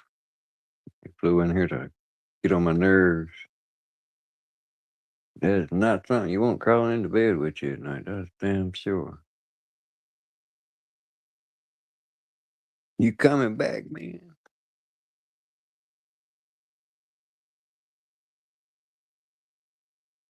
Yeah, that's not something you want crawling into bed with you at night there. Yeah, I guess not. Yeah, I wouldn't be happy if a tick got on me, but I guarantee you if that got on my dick, I'd be fucking upset. I mean, you would hear all of this fucking bass disappear. I would be screaming like fucking Shirley Temple.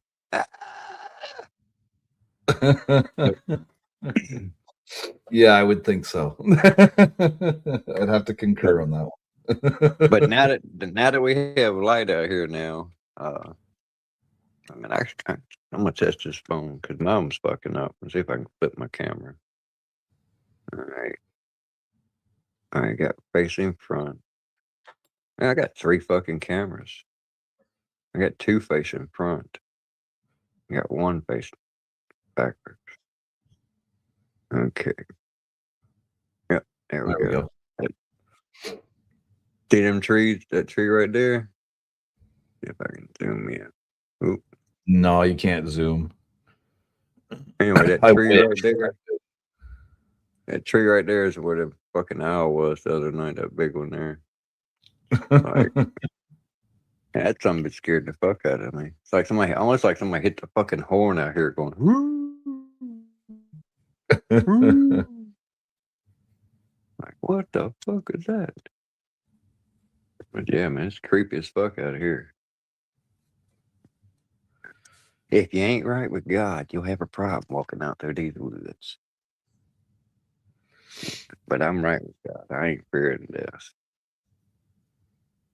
something takes me out, it's just my time. Yeah, that's the way I Oh, look at it. shit. Yep. Well, like I said, it's all about what you believe, and you believe what you've been exposed to. So I kind of get it, man. But I'll tell you, like, guy told me when Well, they no, tell I me was I religion. was exposed I was exposed to religion with my grandparents. Evidently not enough. It's just not something that I care to take part in. Well, that's the thing of it You know, is. I personally have no interest in it. Well, I can only say it's just because you haven't seen it to the fullest. Because, like I said, I know I quote shit that you haven't never heard before or any recollection of. And I have to admit, even as a child, because that's when I started it, a lot of it didn't make sense to me. That's the reason I haven't been baptized. I'm going to be baptized. But I didn't understand it. They presented it to me at 12 years old, and I didn't understand what the baptismal was and all that stuff.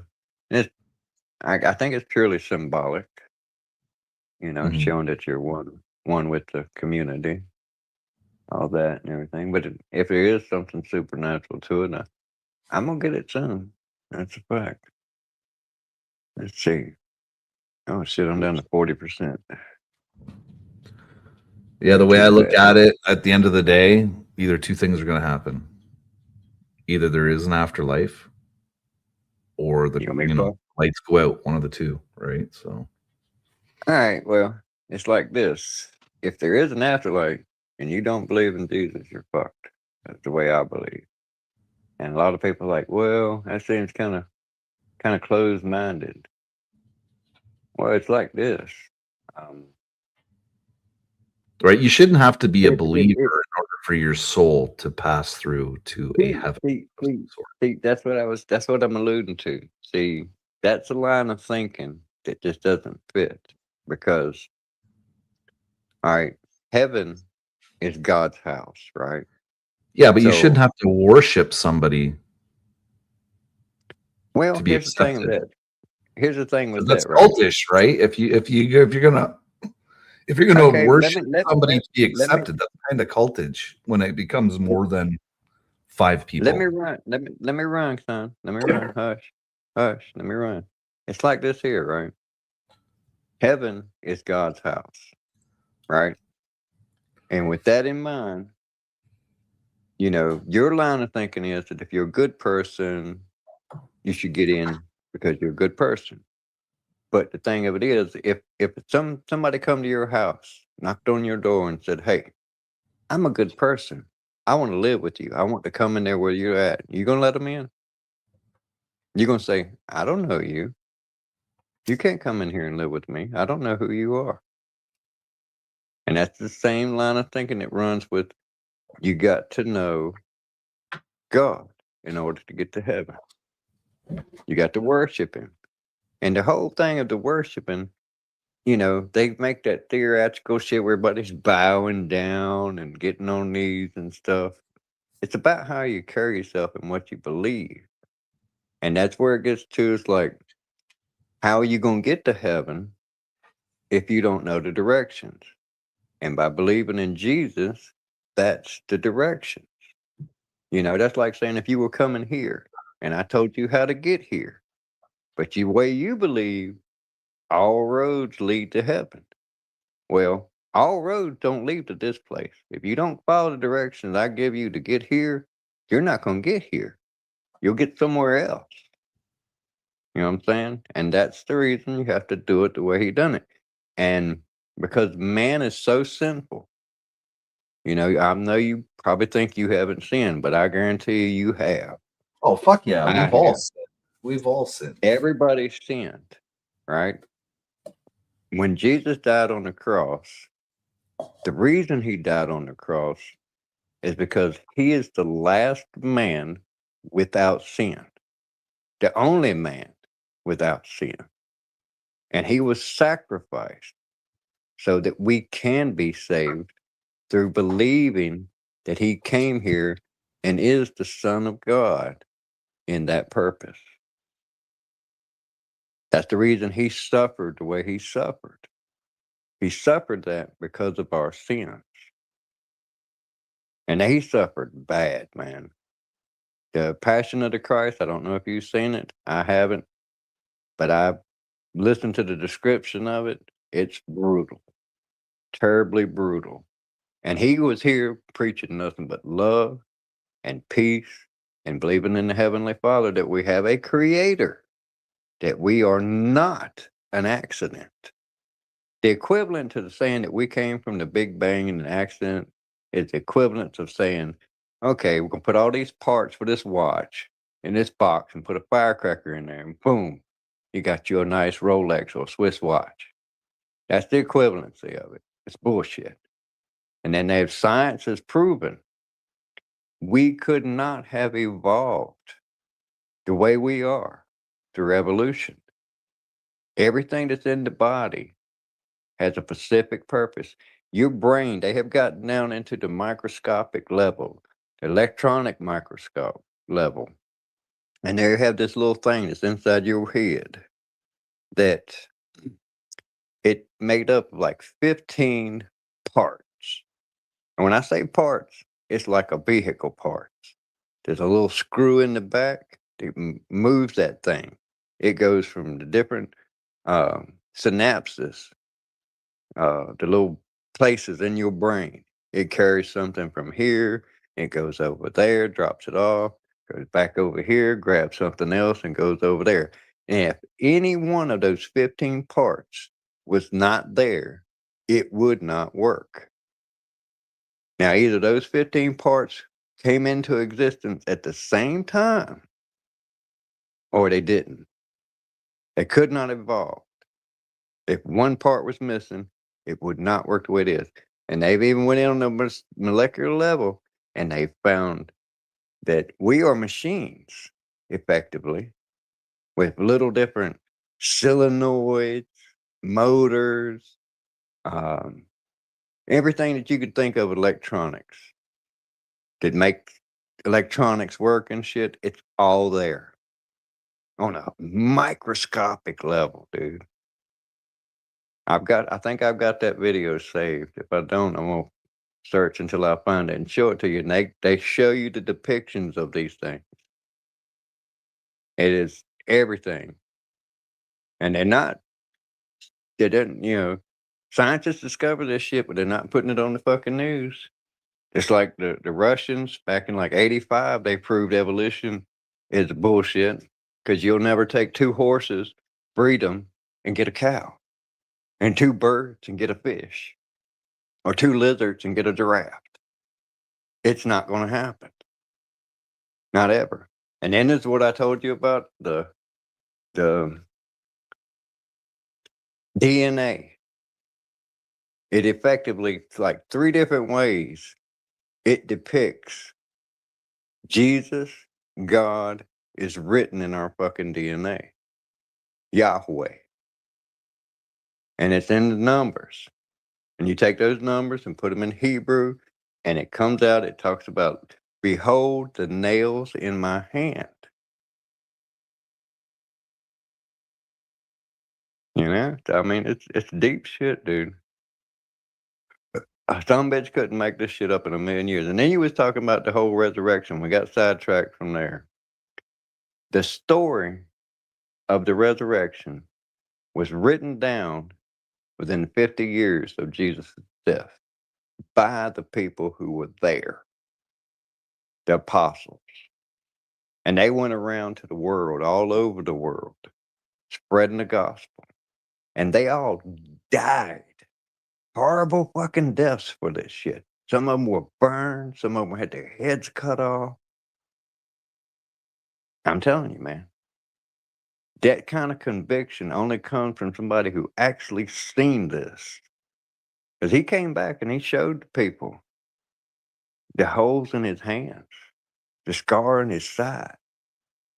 And they recognized him and they seen him. And he told them everything. It's like, when this shit goes down, all of y'all gonna fucking haul ass.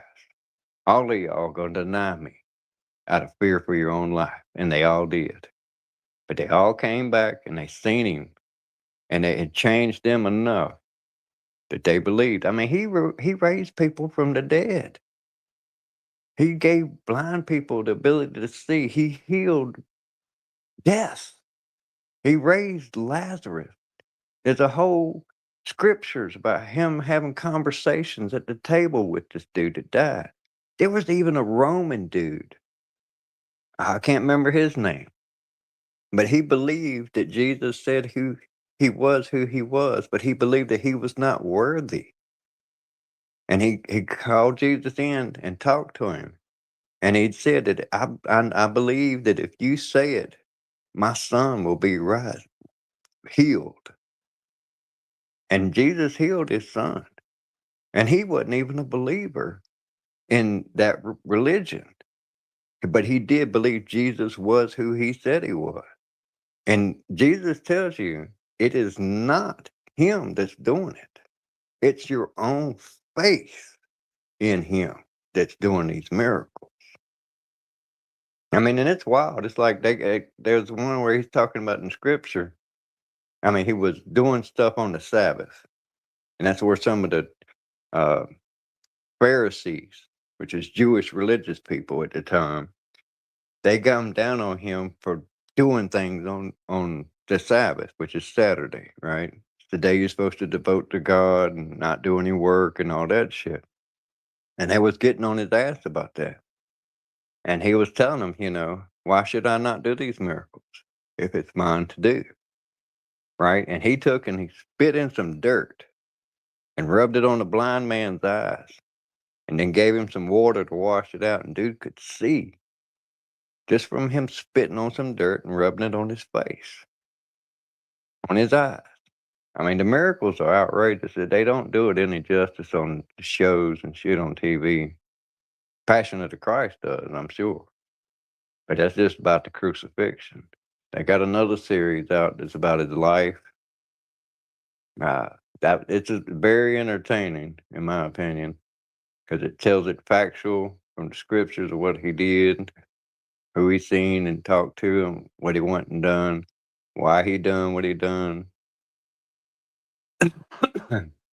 It's like when he done what he done in the temple, it was because they was selling and loaning money to poor people for sacrifices and to go in and sacrifice so they could go and worship. It was a whole racket. Imagine the mob getting a hold of something that people believe in and using that to make themselves wealthy. That's like blasphemy. The only sin that's unforgiven is blasphemy. That's when you go out here and you say you're doing this in the name of God when it's actually you're just doing it for your own betterment to make yourself rich. That's the only unforgivable sin. Everything else is forgivable. And that's why I say, the reason I get at you, man, is because if you don't believe, you're not going to make it in there. And it's because that's all he asked. Have no other gods before me. Do unto others as you'd have them do unto you. Don't covet shit. Don't steal. Don't lie. Don't murder.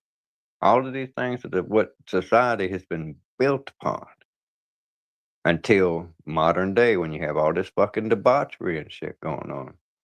That's just like I don't like talking about it. It's like in Leviticus it says, if a man lays with a man, he should be stoned. And they ain't talking about getting high. Nobody stoned to death. So there are some things that are abominations, like sex with kids. See, Israelites, the descendants of Abraham, were God's chosen people. But they fell out of disfavor with God like every other week. They was doing all these things he told them not to do, to have no idols, no other gods before me. Even when Moses was up on Mount Sinai, which was on fire, and to this day is still black from that fire.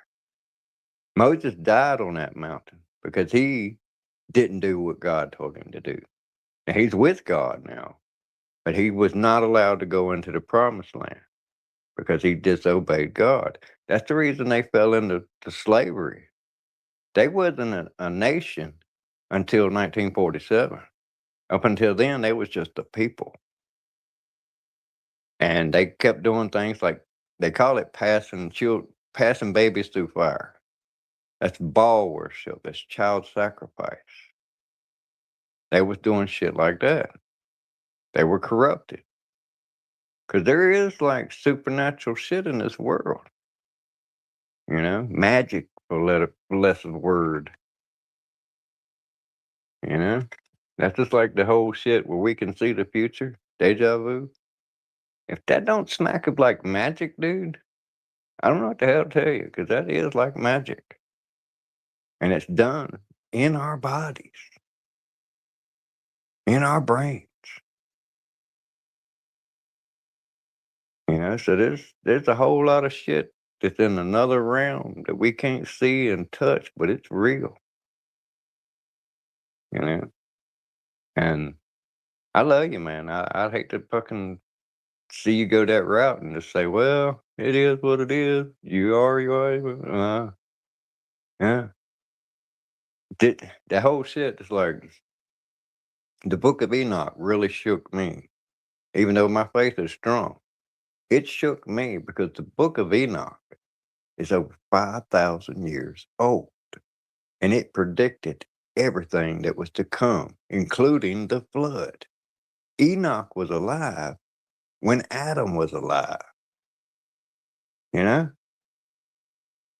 So he predicted the coming of Jesus. He predicted the fall of Sodom and Gomorrah. He predicted the fall of man, the flood. And the flood wasn't about sin. That's one of another misconceptions a lot of people think it was because man was so bad. No, that was to get rid of the Nephilim, the giants, the corrupted seed. It's like when not Jesus, but when they talk about in the Bible, God told the Israelites to go in and slay all these people, man, woman, and child. That sounds brutal, but they were a corrupted seed. Their seed was the seed of Nephilim.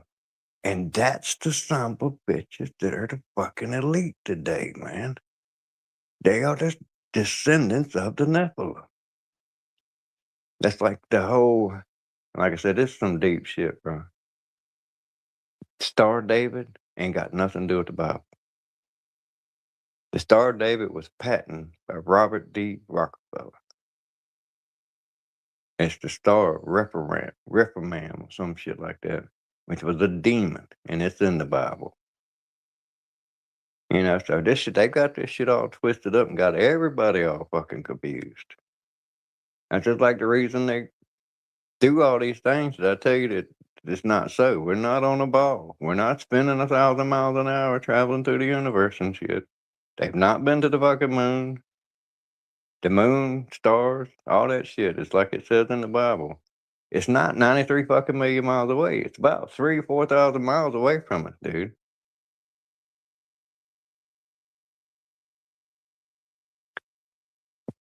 All these other things is just celestial bodies, man. They're not what they depict it to be. The reason it's all computer-aided images. It's fucking, that's the way it is, man, and it's real.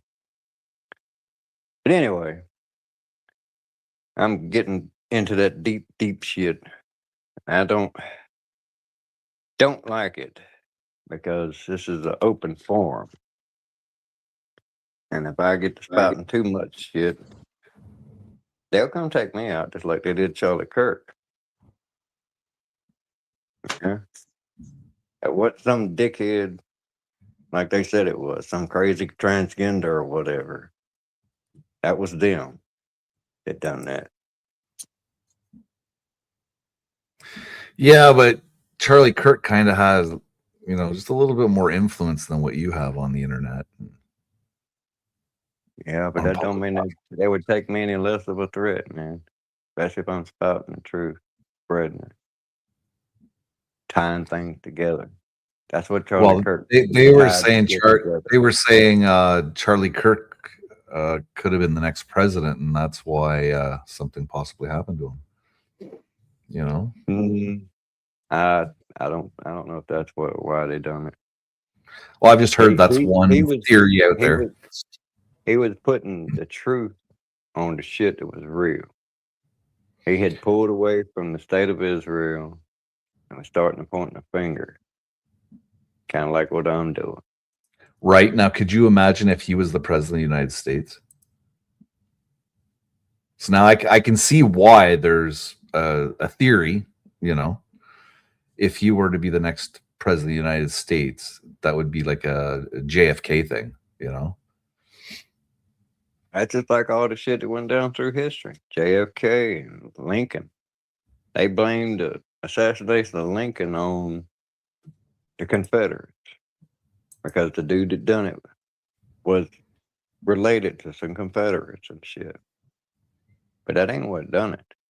It was he threatened the powers that be by putting us on greenbacks, gold-backed money.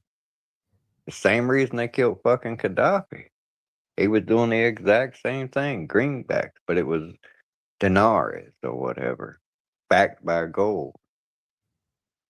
They gave sovereignty to his people. Gaddafi, and I'm not a fan of any socialist or communist dictator. That's what he was. But he took care of his people. Everybody got a stipend. There was no homeless. If you didn't have a home, they would build you one. You wanted to go to school, they would pay for it. Everybody got a check. You know? If you wanted to go to school in America, they'd pay for it. You know? And that's why they killed him. They killed Kennedy. He was going to do the same thing. He was going to abolish the Fed. He was not a team player. I mean, there were so many plots that he squashed. A general had proposed assassinating fucking Cuba. They had a plot. They had done a study to see how many millions or how many Americans they would have to kill to make all of us be clamoring for taking out Cuba. They was gonna have our people posing as Cubans, doing terrorist attack, killing people and shit. And they had a mission set to set us into war with them, and fucking Kennedy shot that shit down. That's like his great speech. He was talking about secret societies and shit. That's what got him killed, man. You know? And there was some bullshit went down in his election, the same way it went down in the election where Trump lost. Same shit happened in Chicago that got Kennedy put in there.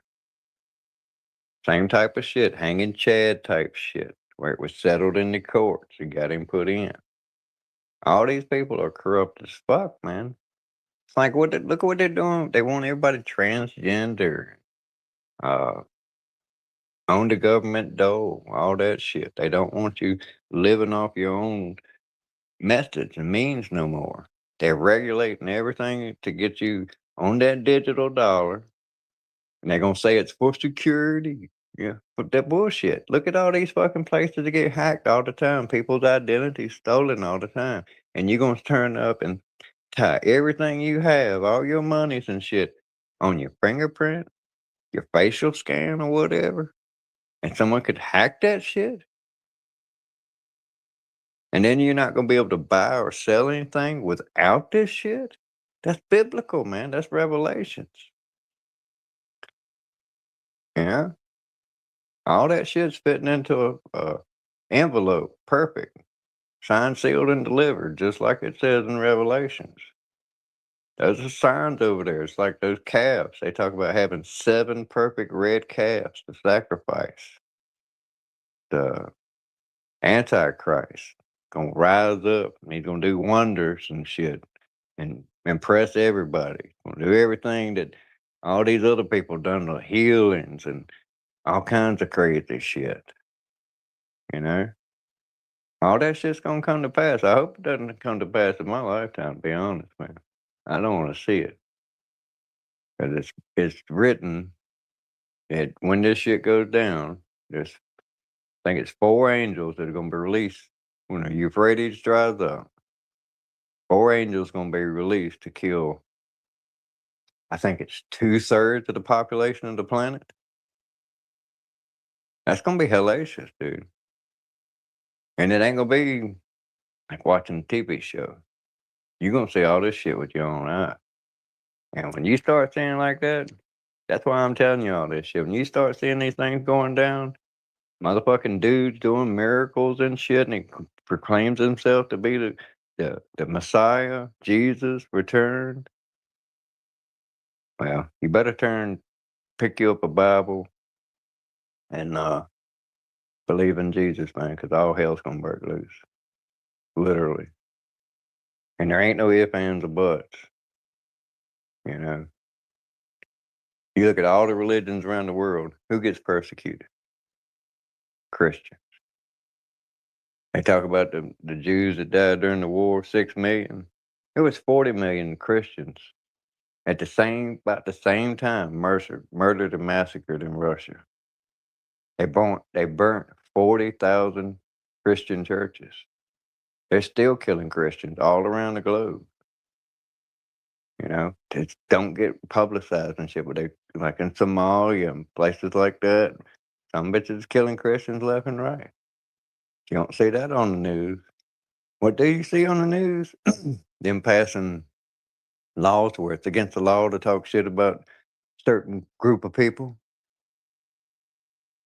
And that certain group of people has been accused of doing all kinds of shit down through history, still doing it. And then you look at the Epstein files and what they were doing to kids, supposedly eating them, sexing them up, all that bullshit. And that's a reflection of the biblical times of what they were doing that pissed God off so much that he let them to be put into slavery. And it's like all these miracles that happened down through there, like when he split that rock open and made water come out of it. That rock exists. You can go look at it today. Like Sodom and Gomorrah, they have found that son of a bitch. And they found little balls of sulfur that is like 98% pure. It's impossible to find that anywhere on this planet in that amount of purity. And then the whole process, if that shit was coming down on the planet, causes a vitrification that would literally turn you to a pillar of salt, just like Lot's wife. They found all of that shit out to be factual. They found Jericho's wall. They walked around that damn place 7 times with the Ark of the Covenant, and the fucking walls fell down. There's too many things out there that have come to pass that are real, and it's in the Bible. And that shit, like a Book of Enoch, it predicted that shit 5,000 years ago, and it's all come to pass. Jesus Christ filled over 300 prophecies. The odds of that, they've said, of fulfilling just like 10 of them, it's like 100 trillion to 1. One dude to fill three of these prophecies predicted that far back in time. They say it's over 100 trillion to 1, some shit like that. And to get all 300 of them, and not just close to the T. It's real, dude. Like I said, just bear in mind when the shit starts hitting the fan, they start doing Project Blue Beam or whatever the hell they're going to do to try to fool everybody. That's the reason they hide giants. The reason they want us to believe we're on a ball. They want you to think you're an insignificant speck and that none of this shit is real. Because God does have a few rules, and one of them is either you're on his team or you're not. You're for me or you're not. There is no in between. Being a good person ain't enough. You have to believe and worship. And it's not that bad, man. I'm telling you. You just have to be a good person and believe that he is who he says he is. I am. That someone created all this shit you see around you. I mean, for the life of you, can you tell me how a tree knows plants can put off fruit that we want to eat and carry their seeds away? It can put off oxygen we need to breathe. We put off carbon dioxide that they need. How does a fucking plant know bees want pollen? It's pre-designed. Like the whole question, chicken or the egg? Obviously a chicken. Because eggs don't take care of themselves. And you ain't gonna get a damn egg without a chicken. You think Wouldn't an you egg have? just Wouldn't, pops? wouldn't? Yeah, but wouldn't you have to have two chickens? Of course, but So then it should be what came first: two chickens or an egg. well, the rooster came first. But you understand, man. And I'm glad you can keep that levity. I think that's the word. Level. Begins with an L. Levity or some shit like that. It's not that bad, man, really. You don't do a whole lot of sinning. Not that I've seen. Not anymore. But it's those ones that you have done and the ones you still do, like not worshiping him is one. Have no other God before me. That's just like I had an epiphany on my station in life, man. Can you hear that shit? No. I got too many noises around me.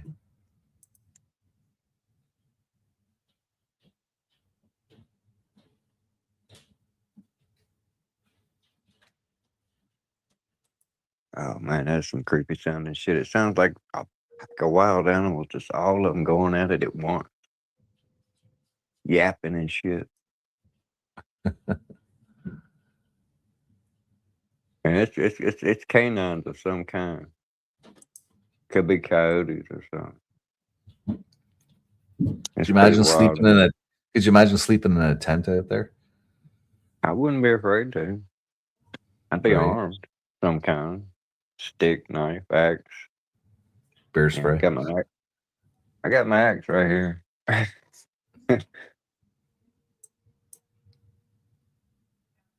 Nope. Did you hear that?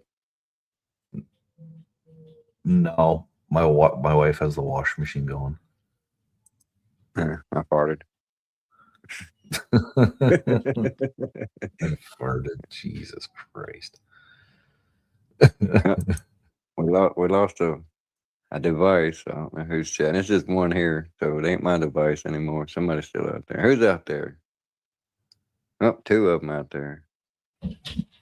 They spying on us, man. It's 124. We've been going for 343. That ain't too bad. No, that's pretty good. No, but I'm dead ass, man.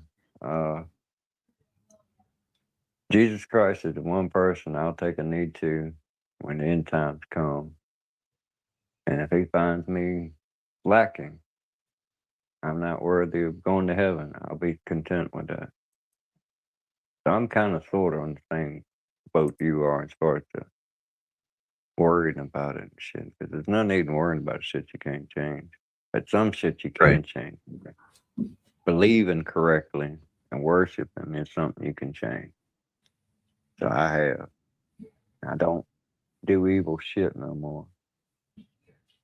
I try to do the right thing. I'm good to people. I believe we're all put here to serve each other. And that's something Jesus preaches about. Taking care of each other, being good to each other. But he also says, if people don't want to hear it, but, give you the good news and you don't hear it, got to move on. But that's the kind of a stand that I'm not doing. I'm not moving on to the next fella. But I do. Sometimes I pray for shit like I don't want to be like the apostles and deny Christ. Like if they come in and say, all right, man, you're going to get this here mark, this chip or whatever put in your hand or on your forehead and shit. You're going to renounce Jesus, worship this or whatever. I'm going to say no. And if the alternative is to put your head in the guillotine or step in front of a firing squad or be set on fire or something, that's the kind of shit I pray for, the will to withstand that. That's a real thought, a real belief that resides in me. Yeah. And I do worry about, like my dad's dead. I worried about if he was right enough to be with God. There'd be hell being in heaven without him. It'd be hell, in my opinion, being in heaven without you, dude. You're a good guy, man. Yeah. I can't think of a bad thing to say about you. And I ain't saying that, you're a bad guy. I'm just like, you see some shit coming, you get on your deathbed, you know you ain't got but 10 minutes, or a month, or a week, or a day, or an hour. Take Jesus as your savior, man. That's all I'm asking.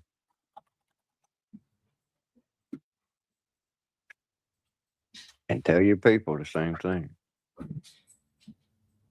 Because I mean, if we're wrong, what have you lost? Nothing. But if we're right, what have you lost?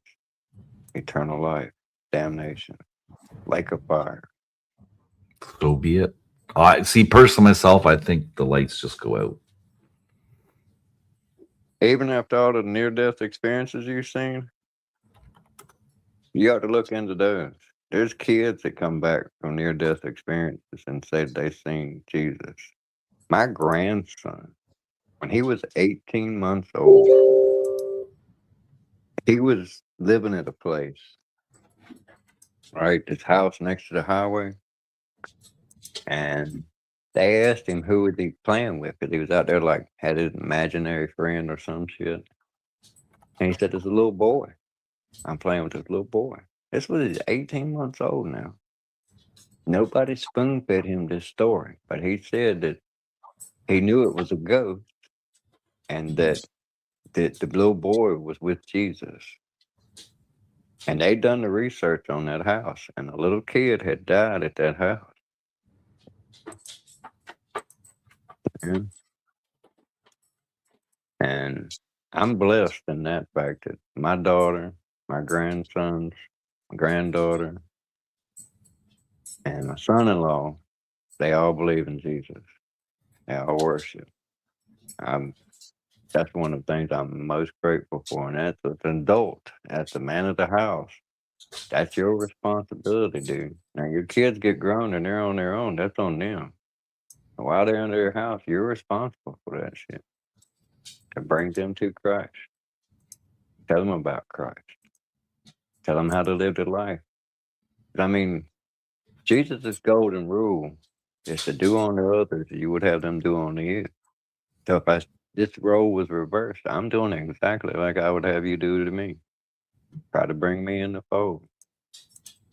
Give you that everlasting life. Because, I mean, if you believe the Big Bang, you believe in all their science and shit, you believe we came from nothing, and that when you die, you're going back to nothing. And by believing that, that's what you worship, dude. Now, you ain't going out here and paying some preacher and giving up a tenth of what you earned to them and shit, but that's what you believe. And what I believe is that we were created by an intelligent designer, a God, that is not of this earth because he created this earth. So he can't be of this earth. And that his son came down. I can even explain to you how that's a good son. It's like, as a farmer, got a flock of birds flying around in this winter storm. They keep trying to get into his house, but he's got a big plate glass window and they can't get in. They're just trying to get in where it's warm.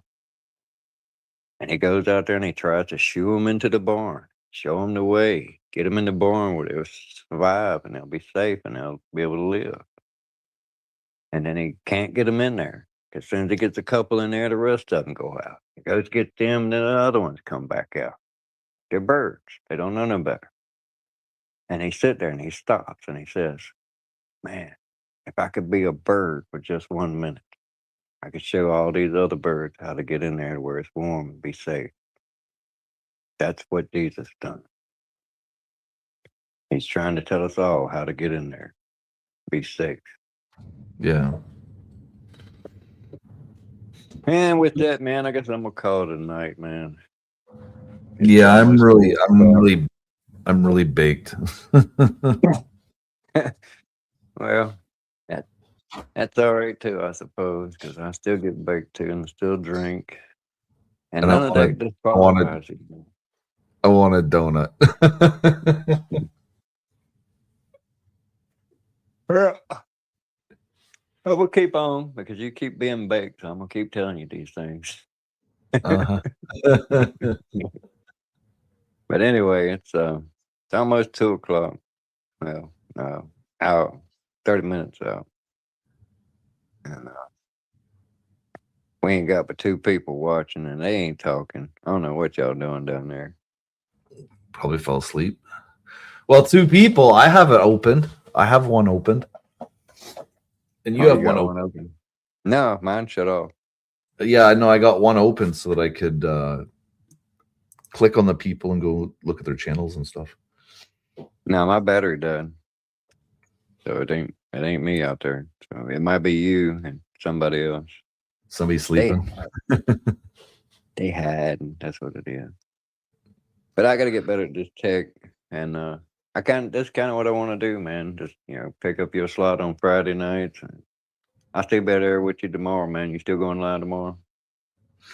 I'm not sure. I'm supposed to go out for fucking dinner with my brother tomorrow. We're gonna celebrate Father's Day together tomorrow because I'm busy Sundays. So Yeah, I hope I probably will, but I hope I get a text from my daughter. If she don't, I won't be mad. yeah. I was a pretty shitty dad for at least 9 years. I was locked up. But I've tried to make up for it. We had a great visit this year. One They're step at a busy time, as man. hell. Well, they're busy as hell too. I mean, she's full-time nurse. He's a full-time cop, dude. Did I tell you that? Yeah, yeah. Yeah, he's a fucking cop, man. That's a busy life, a cop and a nurse. And they got 3 kids. One's going off to college this year. He'll be playing football. He got a football scholarship. I think he starts in fall. I ain't heard from them in a minute. Hopefully I'll hear from at least her this weekend. I probably will. I don't sweat it. Can't let the little shit get to you. And that's all it is. It's a damn little day. Right? Yeah, sounds like you're tired too. Yeah. Well, it is Friday night, right? Yeah, well, even though I didn't sleep worth a fuck last night, man. I don't know what it was. I think it was I know what it was. It was we had pie at like 11:30 last night. My uncle, That's like me having a coffee last night at 10:30. and I got like terrible acid fucking reflux. And when I'd lay down, that shit would come up in my throat and shit with heartburn. That happened to me the other day. But I'm also gonna try these other things that I've learned about, like the fasting and shit. I've actually done it a couple times, like a 12-hour fast. I'm gonna jump from like 12 to 18, and then run with that a couple of days and see how that runs. And Yeah. eventually, I'm gonna go to the 24. I would really like to do that. That's either 5 days or the first one's 5 days, and then I think the other one's a 10-day fast. And like I said, man, I've seen some funky ass shit on the damn internet, man. There's like there was a dude, he went without eating anything for like 411 days or something like that. And there was another guy, he had done like a year and something without eating anything. They just lived off fluids and sunlight. I mean, shit. But anyway, it's supposed to make you healthy as shit. It's supposed to cause autophagia, which is where your body goes in and takes all the broken parts that's in there and absorbs them, rebuilds your shit. Uh-oh. That rhino beetle's gone. Check your hair. I was probably a damn CIA spy. It was Halfwit. Halfwit's the one that's here. He's so waving What's up, goodbye. little? All right, man. Appreciate you coming in. You take it easy over there, way across the sea, and you take care of it up there in Canada. And hope to see you tomorrow, man. If you go live, you Yeah. know I'll be there. I'll try my best. Like I said, I don't know what's happening. I might end up, if I go back to my brother's, end up drinking. We'll probably just live stream from his house from my phone. So That'd be all right, man. I'm probably gonna run up to the liquor store and get me some Blackberry Crown. yeah, We'll get a little lit. We'll get a little lit together. there we go. I'll Yeah, try I'll, see, not to I'll be let so- I'll let you know in the I'll let you know in the afternoon. Yeah, I try not to be so preachy on your channel. I don't like doing it, but that's another one of the things it says. If you're ashamed to bear witness of me, that's what Jesus saying. If you're ashamed to bear witness to me, to mankind, that's the same way he's going to be when it comes to bearing witness to his Father for me. So I kind of sort of got to do it, man. But anyway, it's my best interest, your best interest. That's what I got in heart. Right. Ain't like I'm trying to get you to go do a robbery with me or some shit. Although I have had those days. In the name of Jesus, give me all your money. Yeah, that's that. I was telling you about. That's actual blasphemy. That's actual blasphemy when you do that. That's the one unforgivable thing when you tend to be doing God's will for your own betterment. That's blasphemy. Right. Taking his name in vain, that's not blasphemy. Although you shouldn't do that either. Shouldn't curse and cuss and stuff. Anything that separates you from those that you need to care about and take care of. And I Right. do believe that that's our purpose. Take care of each other. Man. So you be cool out there halfway. You take it easy, brother. Yeah, I'll talk to you later there, Dennis. Hope to see you tomorrow night, man. Or Yippers. tonight, actually. Yeah. Oh yeah, I guess it is, isn't it? All right, Well, until then. all right. Let's get off here and I'll close up. All right, everybody. All 0 people out there. Y'all walk with God and live in love. Peace. I'm out. Love you.